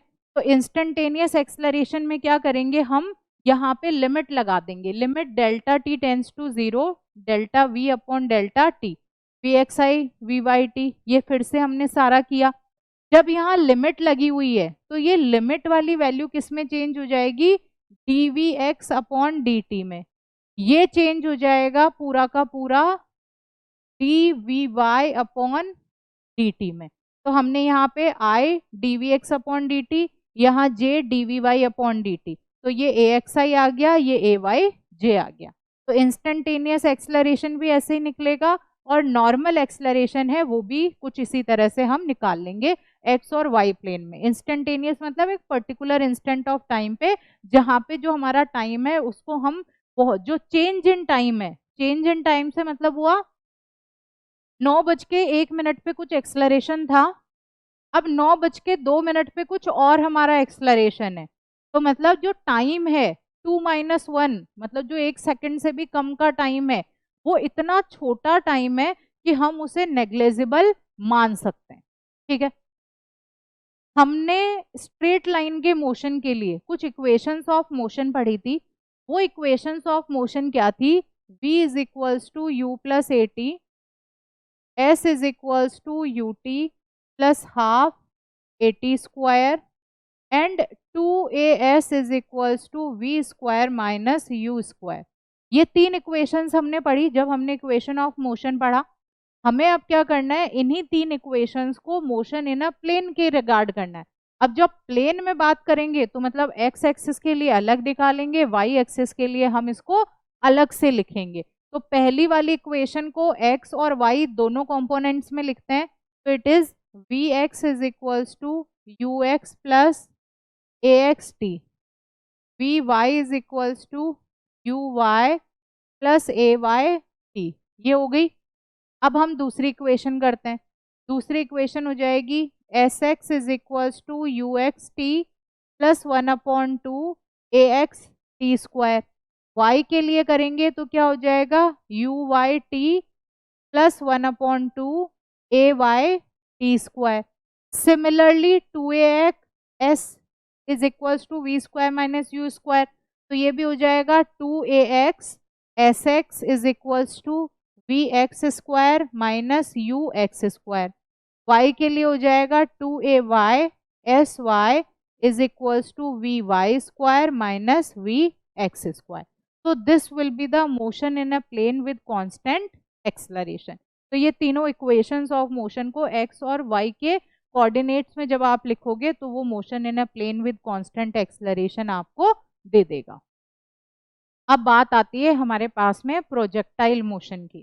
देखो, प्रोजेक्टाइल मोशन थोड़ा सा इंपॉर्टेंट टॉपिक है जिससे रिलेटेड काफ़ी सारे क्वेश्चंस भी आते हैं। प्रोजेक्टाइल मोशन को बहुत आराम से हम कर सकते हैं। वेक्टर वाला कॉन्सेप्ट हमारा क्लियर है, इक्वेशंस ऑफ मोशन हमें आती है, तो मतलब हम प्रोजेक्टाइल मोशन को कर सकते हैं बहुत आराम से। पहले समझते हैं आखिर ये प्रोजेक्टाइल मोशन होता क्या है। अगर हमने किसी भी ऑब्जेक्ट को थ्रो किया और थ्रो करने के बाद में वो सिर्फ एक्सलरेशन ड्यू टू ग्रेविटी के इफेक्ट के साथ में मूव कर रहा है, तो हम कहते हैं कि ऑब्जेक्ट किसमें है, ऑब्जेक्ट प्रोजेक्टाइल है और इसका मोशन प्रोजेक्टाइल मोशन है। थोड़ी सी लैंग्वेज ऐसी थी जो हो सकता है कि ऊपर से चली गई, दोबारा से बताती हूँ। अगर किसी भी ऑब्जेक्ट को हमने थ्रो करा, ठीक है, हमने आपके पास में कोई शॉर्टपुट है या जेवलिन है, आपने उसको थ्रो किया। जब आपने उसको थ्रो किया तो थ्रो करोगे तो एनवायरनमेंट में एयर रेजिस्टेंस है, उसके कांटेक्ट में आएगा वो। नीचे हम कहते हैं हो सकता है कोई आसपास में मॉलिक्यूल्स है जिनसे फ्रिक्शनल फोर्स भी हो इसका। तो हम क्या कर रहे हैं, हम यहाँ पे एयर रेजिस्टेंस, फ्रिक्शनल फोर्स, इन सारे फोर्सेस को हम नेग्लेक्ट कर रहे हैं। हम प्रोजेक्टाइल मोशन में सिर्फ और सिर्फ एक ही फोर्स को कंसीडर कर रहे हैं, that is the force due to gravity. जो ग्रेविटी की वजह से फोर्स लग रहा है, सिर्फ वही एक फोर्स यहाँ पे आ रहा है, बाकी सारे फोर्सेस हमने यहाँ पे नेग्लेक्ट कर दिए, इग्नोर कर दिए। तो अब जब किसी भी ऑब्जेक्ट को हम थ्रो करेंगे तो उसकी कुछ इनिशियल वेलोसिटी होगी जिसके साथ हमने उसको फेंका। फेंकने के बाद क्या होगा, फेंकने के बाद जब हमने इसको फेंक दिया तो इनिशियल वेलोसिटी कुछ दूरी तक जाएगी, लेकिन इसके ऊपर एक फोर्स लग रहा है नीचे की तरफ, तो वो एक मैक्सिमम टाइम तक जाएगी, फिर जाके उसकी वेलोसिटी जीरो हो जाएगी। फिर उसके बाद उसके पास कोई वेलोसिटी नहीं है।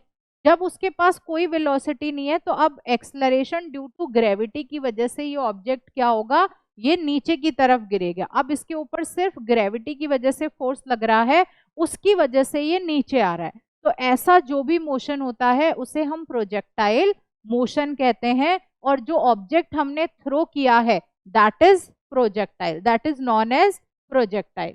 डिफाइन कैसे करोगे, if a particle is thrown in space which moves under the effect of gravity alone, then we call that the object is projectile and the motion is projectile motion। दो बातों का ध्यान रखना। पहली बात, यहाँ पे सिर्फ और सिर्फ ग्रेविटी का फोर्स लग रहा है, तो सिर्फ एक्सलरेशन ड्यू टू ग्रेविटी को कंसीडर किया जाएगा, बाकी और कोई एक्सलरेशन नहीं होगा इस ऑब्जेक्ट का, ठीक है। दूसरा, यहाँ कोई एयर रेजिस्टेंस नहीं है, कोई फ्रिक्शनल फोर्स नहीं है, ऐसा कुछ भी नहीं है। तो जब भी object under the influence of gravity move कर रहा है, then we say that the object is in projectile motion, तब वो प्रोजेक्टाइल मोशन। फ्री फॉल की कंडीशन आप इसे समझ लो, ठीक है। जब प्रोजेक्टाइल मोशन होता है, प्रोजेक्टाइल मोशन में क्या होता है, ये हमारे पास प्लेन की बात कर रहे हैं तो एक्स कोऑर्डिनेट, वाई कोऑर्डिनेट ऐसा है। हमने कोई ऑब्जेक्ट लिया, उसको ऐसे थ्रो किया तो वो ऐसे थ्रो के यहाँ पे नीचे गिरा, ऐसे गिर गया, तो ये क्या है, ये प्रोजेक्टाइल मोशन है, ये मूवमेंट है किसी भी ऑब्जेक्ट का जिसमें वो यहाँ से हमने ऐसे फेंका और वो जाके कहीं पे गिर गया। अब जब ये प्रोजेक्टाइल मूव कर रहा है तो इसका मोशन दो पार्ट्स में डिवाइड किया जा सकता है। एक तो इसका जो ये हॉरिजॉन्टल, अब जैसे यहाँ वेलोसिटी v के साथ गया, तो ये जो वेलोसिटी v है इसका एक को ये x कंपोनेंट हॉरिजॉन्टल कंपोनेंट होगा, एक ये यहाँ पे y कंपोनेंट कोई वर्टिकल कंपोनेंट होगा। तो मतलब यहाँ पे दो मोशन है, एक हॉरिजॉन्टल जो x एक्सिस का है, एक वर्टिकल मोशन जो y एक्सिस वाला है। तो मतलब दोनों कोऑर्डिनेट हम यहाँ पे कंसीडर कर रहे हैं क्योंकि प्लेन है, तो एक हॉरिजॉन्टल मोशन होगा और एक हमारा वर्टिकल मोशन होगा, ठीक है। किसी वेलोसिटी v के साथ, इनिशियल वेलोसिटी u कह सकते हैं, किसी इनिशियल वेलोसिटी u के साथ जब हम इसे थ्रो करेंगे तो किसी एंगल थीटा पे हमने यहाँ पे थ्रो किया, तो ये जो वेलोसिटी का वेलोसिटी वेक्टर है इसे हम x एक्सिस और y एक्सिस इन दोनों में रिजॉल्व कर सकते हैं। तो x वाला कंपोनेंट क्या आ जाएगा, अगर वेलोसिटी u है तो u cos थीटा, y क्या आ जाएगा u sin थीटा, अगर इनिशियल वेलोसिटी है। तो हॉरिजॉन्टल मोशन के लिए जो हमारी इनिशियल वेलोसिटी का कंपोनेंट आता है that is u cos theta. ये कैसा आता है cos थीटा। एक यहाँ पे चीज जो याद रखने वाली है वो क्या है कि जो एक्सलरेशन होता है हॉरिजॉन्टल मोशन में वो जीरो होता है। क्या याद रखोगे, प्रोजेक्टाइल मोशन में जो हॉरिजॉन्टल मोशन है उसका एक्सलरेशन जीरो होता है और जो वर्टिकल मोशन है उसका एक्सलरेशन माइनस जी के बराबर होता है। ठीक है, तो जो एक्सलरेशन है हॉरिजॉन्टल मोशन का ax it will always be equal to zero, ये हमेशा जीरो होगा। और एक्स एक्सिस में जो इनिशियल वेलोसिटी है उसका कंपोनेंट हमने यहाँ पे ux cos थीटा लिख ही रखा है, तो ये हो गया। ठीक है, अब देखो प्रोजेक्टाइल मोशन में हमने क्या देखा, प्रोजेक्टाइल मोशन में हमने यहाँ पे थोड़ी सी स्पेस करते हैं उसके बाद में बताते हैं। प्रोजेक्टाइल मोशन में हमने कहा कि इसके दो मोशन है, एक हॉरिजॉन्टल एक वर्टिकल। जो हॉरिजॉन्टल मोशन है उसमें जो वेलोसिटी है वो हम कह रहे हैं किसके बराबर है, वो ux cos थीटा के बराबर है। u cos थीटा लिख लो सिर्फ इसको, ux को u cos थीटा, ये कंपोनेंट हो गया इसका। उसके बाद जो एक्सलरेशन है हॉरिजॉन्टल मोशन का वो जीरो है। अब इक्वेशंस ऑफ मोशन भी चाहिए तो हम फाइनल वेलोसिटी और डिस्प्लेसमेंट भी निकालेंगे हॉरिजॉन्टल मोशन में।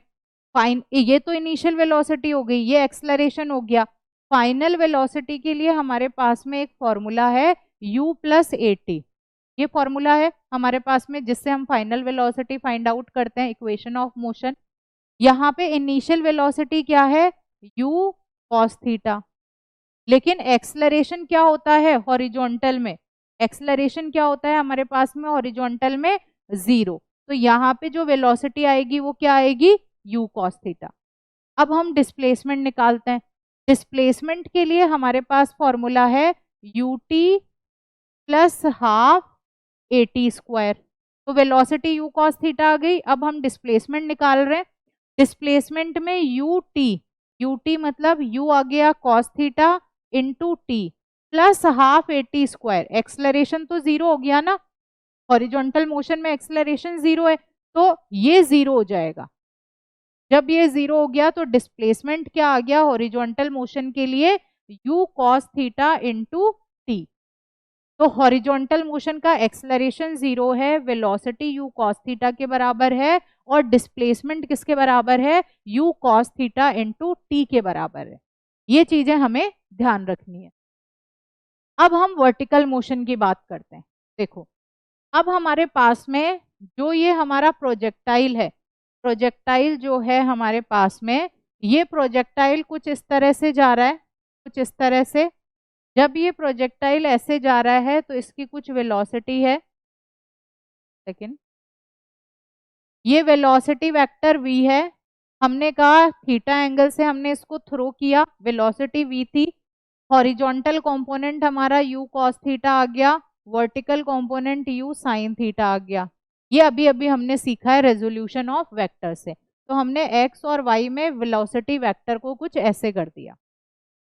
अब हम कहते हैं कि x कंपोनेंट में तो एक्सलरेशन जीरो है, लेकिन वर्टिकल मोशन में एक्सलरेशन क्या होगा।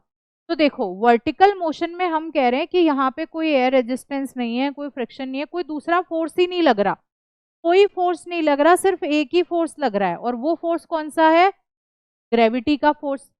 तो जब बाकी कोई और फोर्सेस लग ही नहीं रहे, फोर्स क्या होता है F is equals to ma, तो मतलब और कोई फोर्स नहीं है तो A तो हमारा कुछ है नहीं बाकी फोर्सेस की वजह से, सिर्फ और सिर्फ हमारा यहाँ पे ग्रेविटी की वजह से फोर्स लग रहा है। और जो ग्रेविटी की वजह से फोर्स लगता है that force is F is equals to mg। तो इसका मतलब यहाँ जो एक्सलरेशन है वो एक्सलरेशन किसके बराबर होगा, it will be equal to the acceleration due to gravity. ये एक्सलरेशन हमारा एक्सलरेशन ड्यू टू ग्रेविटी के बराबर होगा। और अब एक्सलरेशन ड्यू टू ग्रेविटी, नीचे की तरफ हमारे पास फोर्स लग रहा है तो ये एक्सलरेशन किस तरफ हो गया, नीचे की तरफ ay is equals to minus G के बराबर आ गया।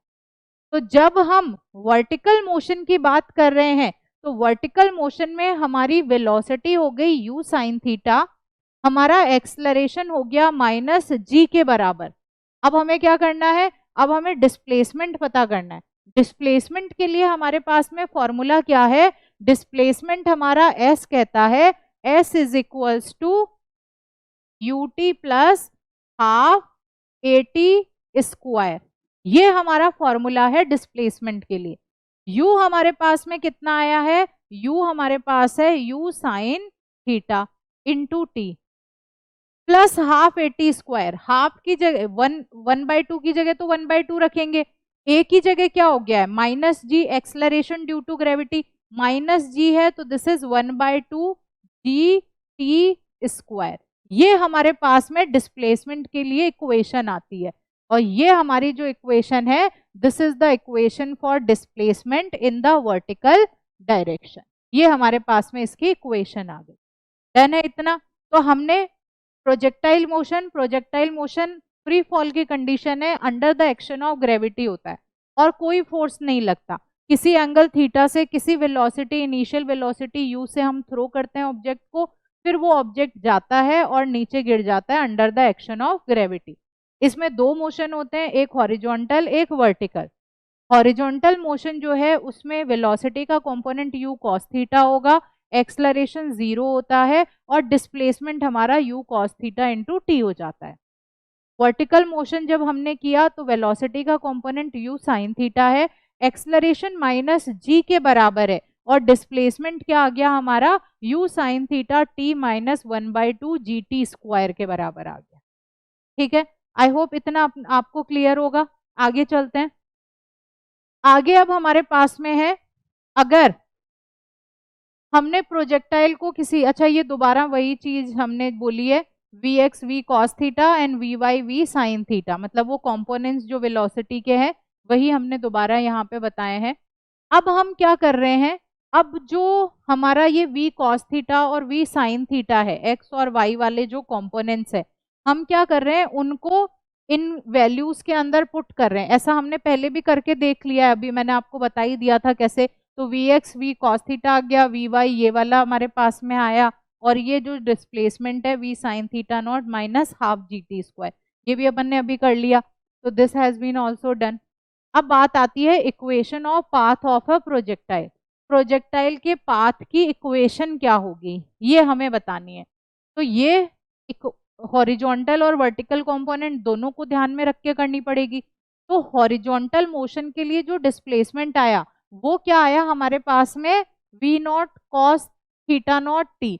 अब वी नॉट को आप यू से भी रिप्रेजेंट कर सकते हैं। जब मैंने आपको डेरिवेशन बताया तो मैंने यू नॉट को, वी नॉट को क्या लिखा था, यू लिखा था, तो हम इसे यू भी लिख सकते हैं। तो हमारा एक्स कंपोनेंट में हमारे पास में क्या आ रखा है, ये x is equals to u cos theta into t. ये हमारे पास वैल्यू आई थी जब हमने s is equals to you t minus half A T square में वैल्यू पुट करी थी। ठीक है, हॉरिजॉन्टल कंपोनेंट। वर्टिकल कंपोनेंट ये है हमारे पास में। वर्टिकल कंपोनेंट में भी हम डिस्प्लेसमेंट वाली जो इक्वेशन है उसमें हमने v u sign theta t minus half g T square, तो हम इसको y is equals to u sign theta t minus half g T square ऐसा भी लिख सकते हैं। मतलब u लिख दो या v नॉट लिख दो, कोई फर्क नहीं पड़ेगा, दोनों सेम ही चीज हमें देगी। जो पहली वाली इक्वेशन है यहां से हम t की वैल्यू निकालेंगे। पहली वाली इक्वेशन से t की वैल्यू क्या आ जाएगी, x upon we naught cos theta naught. मतलब ये सारी चीजें नीचे चली गई तो हमारे पास में t की क्या वैल्यू आ गई, x upon we naught cos theta naught. ये t की वैल्यू आई। इस t की वैल्यू को अगर हम इस y वाली इक्वेशन में पुट कर देते हैं तो हमारे पास में equation of path of a projectile मिल जाता है। हम पुट करते हैं दूसरी वाली इक्वेशन में। देखो v naught sign theta naught into t, t की जगह हम क्या लिख सकते हैं, x upon we naught cos theta naught. V naught से वी नॉट कैंसिल हो जाएगा, sin theta upon cos theta क्या हो जाएगा, that will be tan theta. तो हम इसको लिख देते हैं टेन थीटा। ये हो गया minus 1/2 G T square, T मतलब X square upon we naught का स्क्वायर कॉस स्क्वायर थीटा। कुछ इस तरह से रहेगा। कैसे किया हमने, देखो यहाँ पे y को हमने यहाँ पुट किया V naught sign theta naught, x की वैल्यू है x upon we naught cos theta naught, V से V cancel, sine upon cos क्या हो गया, टेन हो गया, तो ये आ गया हमारे पास में tan theta naught into X, इतनी clear, minus 1/2 G T square, तो X square V naught square cos square theta, तो this is the equation of path of a projectile. तो equation of path of a projectile में क्या करना है, horizontal motion के लिए डिस्प्लेसमेंट निकालना है, वर्टिकल मोशन के लिए डिस्प्लेसमेंट निकालना है, हॉरिजॉन्टल मोशन के डिस्प्लेसमेंट से टाइम निकाल लेना है, टाइम को दूसरी वाली इक्वेशन में पुट करना है, आपके पास equation of path of a projectile आ जाएगी। डन, आगे चलते हैं। Next we have the time of maximum flight. Maximum flight से हमारा क्या मतलब है, ये प्रोजेक्टाइल है, ठीक है, ये प्रोजेक्टाइल है, मैक्सिमम फ्लाइट से हमारा मतलब है कि ये मैक्सिमम हाइट को कब रीच कर रहा है, ये वाला पॉइंट है जहां ये मैक्सिमम हाइट को रीच कर रहा है, तो ऑब्जेक्ट यहां किसी जीरो टाइम से यहां तक किसी टी कैपिटल टी टाइम में पहुंचेगा, और मैक्सिमम डिस्टेंस ये कब ट्रेवल कर रहा है, जब ये यहां पहुंच रहा है, तो मतलब t/2 आधे टाइम में यहां पहुंच रहा है, तो हमें ये t टाइम अगर पता हो तो t/2 करके हम इसको हाफ कर सकते हैं, and that will be the time of maximum height, ये टाइम ऑफ मैक्सिमम हाइट होगा। मैक्सिमम हाइट के लिए हम क्या कहते हैं, डिस्प्लेसमेंट अलोंग वाई एक्सिस। अब देखो पूरा टाइम हम कंसीडर कर रहे हैं, प्रोजेक्टाइल में यहां से हमने थ्रो किया, थ्रो करके अब ये यहां आ गया, और इसमें इसको कितना लगा, टी टाइम लगा, जब इसमें टी टाइम लगा, ठीक है, जब इसको इसमें टी टाइम लगा, तो अब इस पॉइंट पे वर्टिकल कंपोनेंट तो कुछ है ही नहीं इसके डिस्प्लेसमेंट का, तो वर्टिकल कंपोनेंट y तो क्या हो गया, जीरो हो गया, सिर्फ यहाँ पे x कंपोनेंट बचा है हॉरिजॉन्टल कंपोनेंट डिस्प्लेसमेंट का, और डिस्प्लेसमेंट का हॉरिजॉन्टल कंपोनेंट हमारे पास में क्या है, y हमारे पास में ये है, ठीक है, y की वैल्यू जीरो पुट कर देते हैं, जीरो पुट करेंगे तो हमारे पास आएगा 0 is equal to u sign theta t minus half g T square. हमने जो डिस्प्लेसमेंट की इक्वेशन है y is equal to u sign theta t minus 1/2 G T square, अब क्योंकि y कॉम्पोनेंट जीरो हो गया तो y की जगह जीरो लिख दिया, it is you sign theta t minus half g T square. अब इसको एक बार सॉल्व करके हम t की वैल्यू निकाल लेते हैं, यहां से आप देखो u sign theta t is equals to 1/t g T square, square से ये t कट गया, इस 2 को इधर ले आते हैं, तो 2u sign theta is equals to g t, अगर t चाहिए तो इस g को यहाँ से उठा के नीचे ले आओ, तो t कितना आ गया, 2u sign theta upon g. This is the time of maximum flight, time of flight, ये क्या है, टाइम ऑफ फ्लाइट है। अगर टाइम ऑफ मैक्सिमम फ्लाइट चाहिए तो हम इसे आधा कर देते हैं, आधा करेंगे तो डिवाइड बाय 2 करेंगे तो ये कट गया, और ये हमारे पास में बच गया यहाँ पे u साइन थीटा अपॉन, कुछ इस तरह से हम इसको कर देंगे, ठीक है। तो this is time of maximum flight to u sign theta upon g, और time of flight, complete flight का टाइम कितना है, 2u sign theta upon g. कैसे निकालेंगे time of maximum height, time of maximum height या time of flight निकालने के लिए हमें s is equals to u sign theta t minus half g T square, इस वाली इक्वेशन का यूज करना है। वर्टिकल कंपोनेंट जीरो होता है तो y is equals to zero put कर देंगे, and we will have the time period. Projectile की मैक्सिमम हाइट कैसे निकलेगी, देखो मैक्सिमम हाइट के लिए हमें एक कॉन्सेप्ट ध्यान रखना है, वो कॉन्सेप्ट क्या कहता है, जब ये प्रोजेक्टाइल को हम ऐसे थ्रो करते हैं और जब ये अपनी मैक्सिमम हाइट पे होता है, इस टाइम में जो इसकी वेलोसिटी होती है वो क्या हो जाती है, वो वेलोसिटी जीरो हो जाती है, ठीक है। क्या ध्यान रखना है अपने को ध्यान रखना है कि जब भी कोई ऑब्जेक्ट को हम थ्रो करते हैं प्रोजेक्टाइल मोशन में, और जब ये अपनी मैक्सिमम हाइट को जब रीच कर लेता है तो इसकी वेलोसिटी जीरो हो जाती है, और आगे का पाथ ये under the action of gravity travel करता है। तो यहाँ पे वी वाई के बराबर क्या आ गया, हमारा जीरो है। इस वाले कॉन्सेप्ट को यूज करते हुए हम एक थर्ड इक्वेशन ऑफ मोशन का यूज करेंगे। थर्ड इक्वेशन ऑफ मोशन हमारी क्या कहती है, 2as is equals to we square minus you square, ये होती है। उसी को हमने कुछ ऐसे लिख दिया, ये होता है v Y square minus u y square is equals to 2as, ऐसे होता है ये वाली चीज। हमने इसको थोड़ा सा रीअरेंज करा, ए की जगह क्या लिखेंगे, माइनस जी लिखेंगे, क्योंकि under the action of gravity हो रहा है। ये माइनस 2gs, अब हम करते हैं इसको, वी वाई स्क्वायर हो गया minus gs plus u y square, ऐसा आया। इसको थोड़ा रीअरेंज करते हैं, ये हो गया u y square minus 2gs, वही लिख रखा है v Y is equal to you y square minus 2gy, मतलब एस मतलब जो मैक्सिमम हाइट है उसकी हम यहाँ बात कर रहे हैं। वी वाई हमारा जीरो है, वी वाई जीरो है, ये बात मैंने आपको बताई दी कि at the maximum height the vertical velocity becomes zero, ये जीरो हो जाती है। तो अब हमारे पास क्या आ गया, अब हमारे पास आ गया u y square is equals to 2gh, h क्या है, मैक्सिमम हाइट।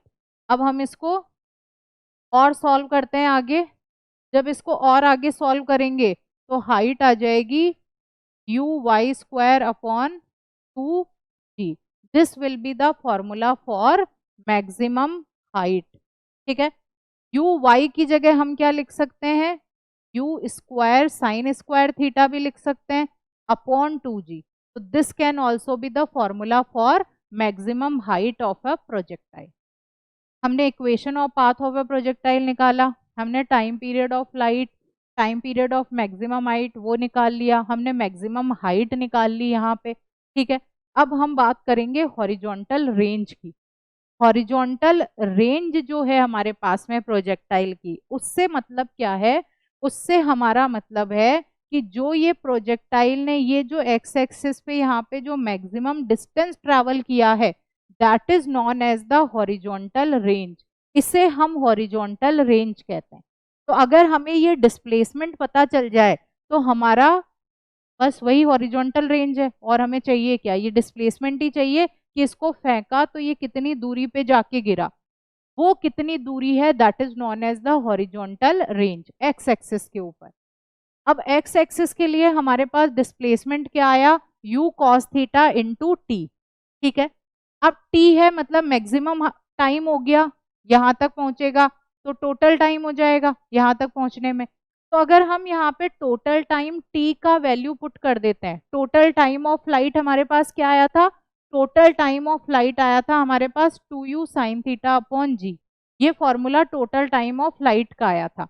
जब ये ऐसा आया, अब हम इसे थोड़ा सा रीअरेंज करते हैं, 2 को हमने यहाँ लिख दिया, ये वाला u और ये वाला u मिलके u स्क्वायर हो गया, this is sine theta, this is cos theta, तो साइन थीटा कॉस थीटा। अब यहाँ पे हम एक आइडेंटिटी लगा रहे हैं, आइडेंटिटी कौन सी है, sin 2 theta is equals to 2 sin theta cos theta, ऐसा होता है। तो हम 2 साइन थीटा कॉस थीटा, इसको हम क्या लिख सकते हैं, we can write it as sin 2 theta. तो ये आइडेंटिटी हमने यहाँ पे लगाई, तो आर हो गया u square sine 2 theta upon g. इसको और कैसे लिखा जा सकता है, 2ux uy अपॉन ऐसे भी, बट आप ये वाला फॉर्मूला ध्यान रख लीजिए, this is the formula for horizontal range of a projectile. Now let's talk about the energy of the projectile. देखो प्रोजेक्टाइल की एनर्जी, काइनेटिक एनर्जी भी है, पोटेंशियल एनर्जी भी है। भाई आपने किसी वेलोसिटी v से थ्रो किया तो half mv square kinetic energy है। अब ये किसी हाइट पे है तो मतलब पोटेंशियल एनर्जी भी है, तो काइनेटिक एनर्जी डिक्रीज होगी, पोटेंशियल एनर्जी इंक्रीज होगी, पोटेंशियल एनर्जी डिक्रीज होगी, काइनेटिक एनर्जी इंक्रीज होगी, लेकिन total energy of the system will remain constant. Total energy हमेशा कांस्टेंट रहेगी, बाकी इंक्रीज और डिक्रीज चलता रहेगा। अब देखिए काइनेटिक एनर्जी हमारी क्या होती है, हाफ एम वी स्क्वायर, तो 1/2 एम वी स्क्वायर, वी की जगह यू कॉस थीटा का स्क्वायर, तो ये आ गया half m u square cos square theta. Potential energy का फॉर्मूला होता है mgh, पोटेंशियल एनर्जी का फॉर्मूला mgh है, तो हमने mg लिख लिया, और हाइट जो है हमारी, हाइट के लिए फॉर्मूला लिख लिया you square sine square theta upon 2g। ये g से g कैंसिल हो गया, हमारे पास आ गया m u square sine square theta. Total energy क्या होगी, kinetic energy plus potential energy. Kinetic energy ये आई है, तो 1/2 m u square cos square theta plus potential energy m u square sine square theta. अब देखो इसमें हाफ और half ये कॉमन है, एम यू स्क्वायर ये भी कॉमन है, इनको हम कॉमन ले लेंगे। अंदर क्या बचेगा, sign square theta plus cos square theta, जिसकी वैल्यू क्या होती है 1 के बराबर।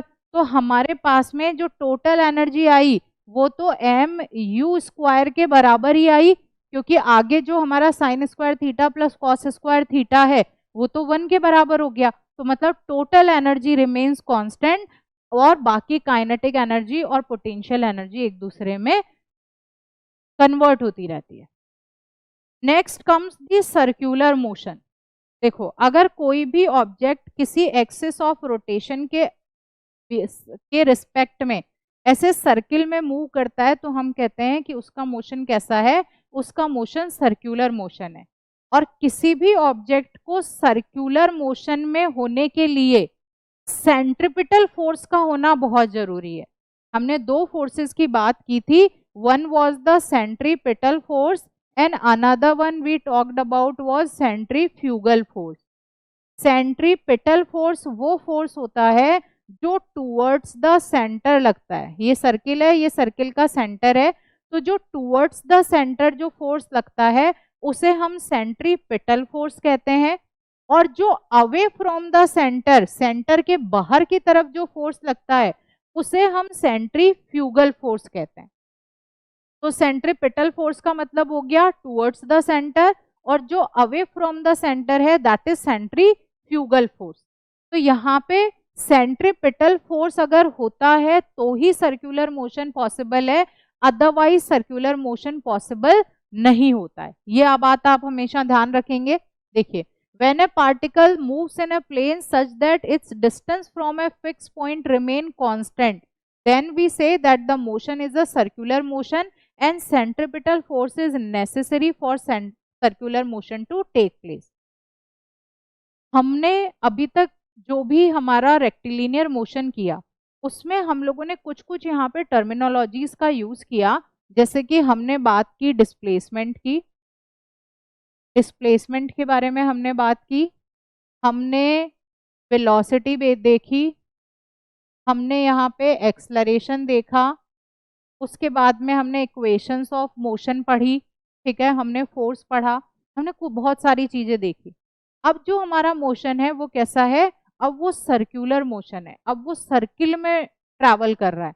तो जब कोई भी ऑब्जेक्ट ऐसे सर्किल में मूव करता है तो हमने कहा ये इसकी रेडियस आर है, ये पहले किसी पॉइंट P पे था और अब P से वो किसी पॉइंट Q पे चला गया। जब ये P से Q पॉइंट पे गया तो अब हमें पता करना है कि इसने कितना डिस्टेंस ट्रैवल किया। तो हम कहते हैं कि ये 30 डिग्री मूव कर गया, ये 40 डिग्री मूव कर गया, ये 45 डिग्री मूव कर गया, ये 60 डिग्री मूव करा, ऐसे हमने डिग्रीज में बोला। तो जब भी किसी ऑब्जेक्ट का सर्कुलर मोशन होता है तो उसका जो डिस्प्लेसमेंट है वो थीटा, वो एंगल के रिस्पेक्ट में मेजर किया जाता है। तो जब भी हम रोटेशनल मोशन की बात करते हैं तो जो हमारा लीनियर मोशन का डिस्प्लेसमेंट है वो किस में कन्वर्ट हो जाता है, वो एंगुलर डिस्प्लेसमेंट में कन्वर्ट हो जाता है, और इसे अब हम थीटा से रिप्रेजेंट करते हैं, ठीक है। तो लीनियर मोशन में है एस डिस्प्लेसमेंट, एंगुलर मोशन में क्या है theta, that is angular displacement.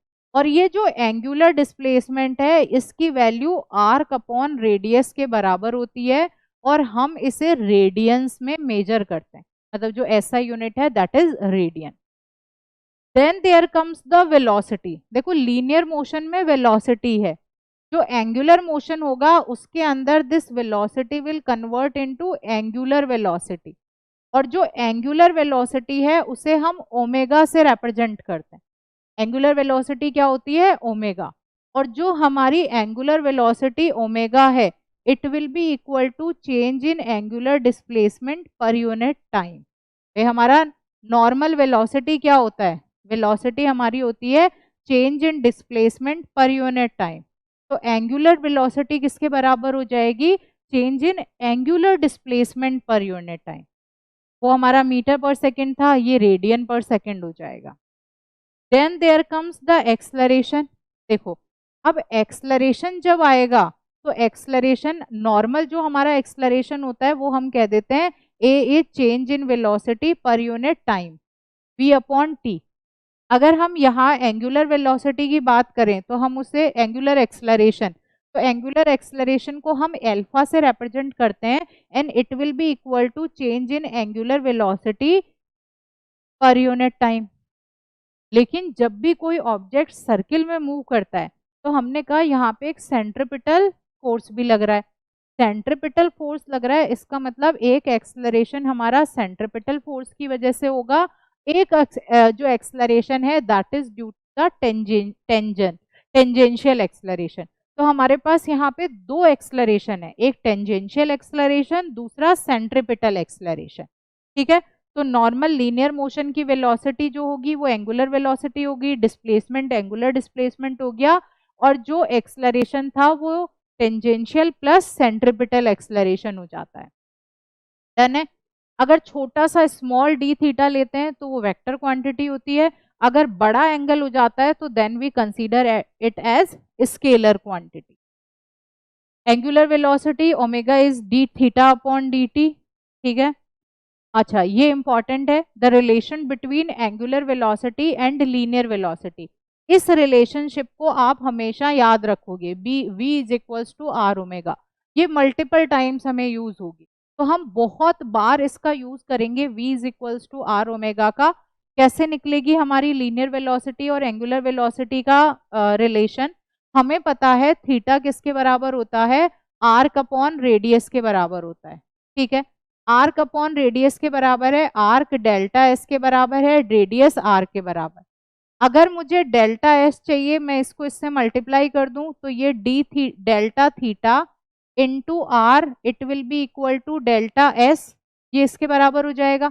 अगर हम इसे डी टी से मल्टीप्लाई कर देते हैं, यहाँ डिवाइड कर देते हैं, तो ये क्या हो गया? D theta upon D t, ये ओमेगा हो गया, into r it is equals to d s upon D t, that is velocity.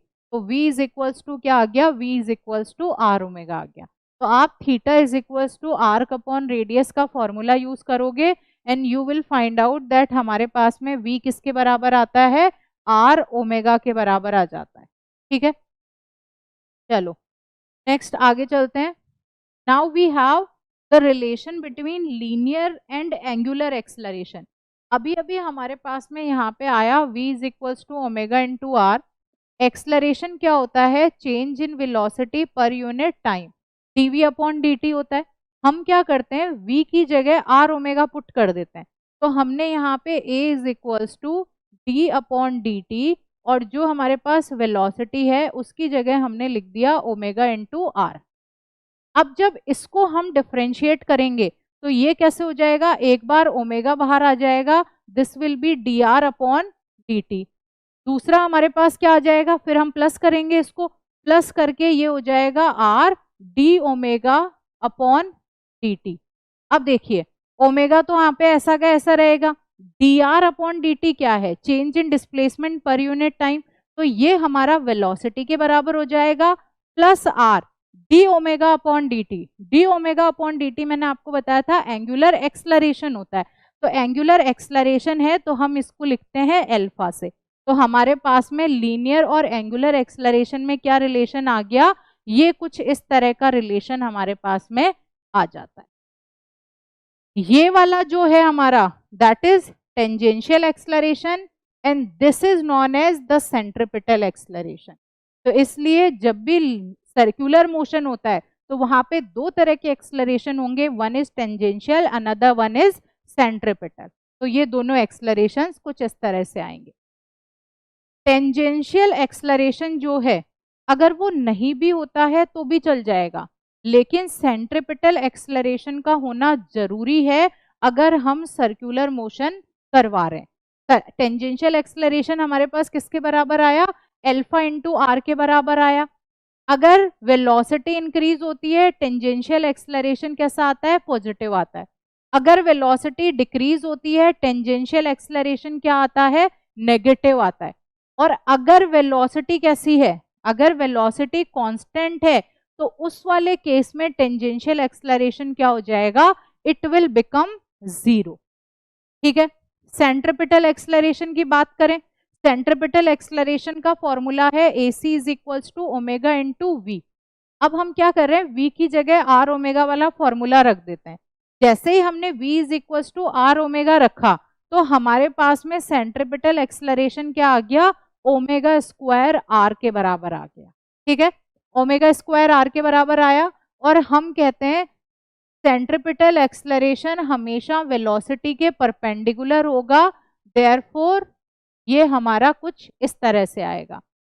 जब भी कोई सर्कुलर मोशन है तो सेंट्रिपिटल एक्सेलरेशन जरूरी है, उसके लिए नेसेसरी कंडीशन रहती है ये।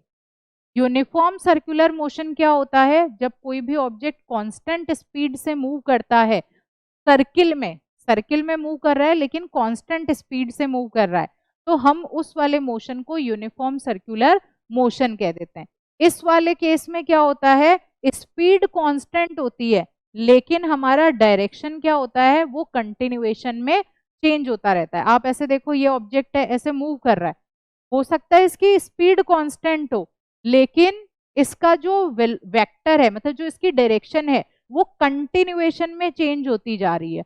तो यूनिफॉर्म सर्कुलर मोशन में कांस्टेंट स्पीड होती है but direction is continuously changing and that is known as the uniform circular motion. इसलिए यहाँ पे जो टेंजेंशियल एक्सेलरेशन होगा वो यहाँ पे जीरो हो जाएगा और यहाँ पे सिर्फ और सिर्फ centripetal acceleration that is equals to omega square r जो होता है, सिर्फ वही यहाँ पे एग्जिस्ट करता है, बाकी यहाँ पे टेंजेंशियल एक्सेलरेशन जीरो हो जाता है। ठीक है, और जो सेंट्रिपिटल एक्सेलरेशन है उसकी वजह से velocity keeps changing the direction of the body, क्योंकि सेंट्रिपिटल एक्सेलरेशन है, सेंटर की तरफ लग रहा है, तो उसका डायरेक्शन तो कंटिन्यूएशन में चेंज होता जा रहा है लेकिन उसकी स्पीड जो है वो कांस्टेंट है। डिफरेंस क्या है प्रोजेक्टाइल और सर्कुलर मोशन में, बहुत ही बेसिक सा डिफरेंस है। सर्कुलर मोशन में जो एक्सेलरेशन का मैग्नीट्यूड है that remains constant but direction keeps changing, मतलब मैग्नीट्यूड कांस्टेंट है लेकिन डायरेक्शन क्या हो रहा है, चेंज हो रहा है सर्कुलर मोशन में। लेकिन प्रोजेक्टाइल मोशन में मैग्नीट्यूड भी चेंज होता है, मैग्नीट्यूड भी कांस्टेंट रहता है और डायरेक्शन ऑफ एक्सेलरेशन भी कांस्टेंट रहता है। अब डायरेक्शन ऑफ एक्सेलरेशन कैसे कांस्टेंट होगा, प्रोजेक्टाइल मोशन में जो डायरेक्शन ऑफ एक्सेलरेशन है that is acceleration due to gravity, और एक्सेलरेशन ड्यू टू ग्रेविटी का डायरेक्शन हमेशा किधर होता है, नीचे की तरफ, तो डायरेक्शन कांस्टेंट हो गया। लेकिन सर्कुलर मोशन में डायरेक्शन कांस्टेंट नहीं है, सर्किल में ये डायरेक्शन देखो ऐसे कंटिन्यूएशन में चेंज हो रहा है, लेकिन प्रोजेक्टाइल मोशन में नीचे की तरफ है, तो इसलिए वो हमेशा क्या रहेगा, same direction same magnitude. So this was about the chapter number 3, that is motion in a plane. Thank you so much.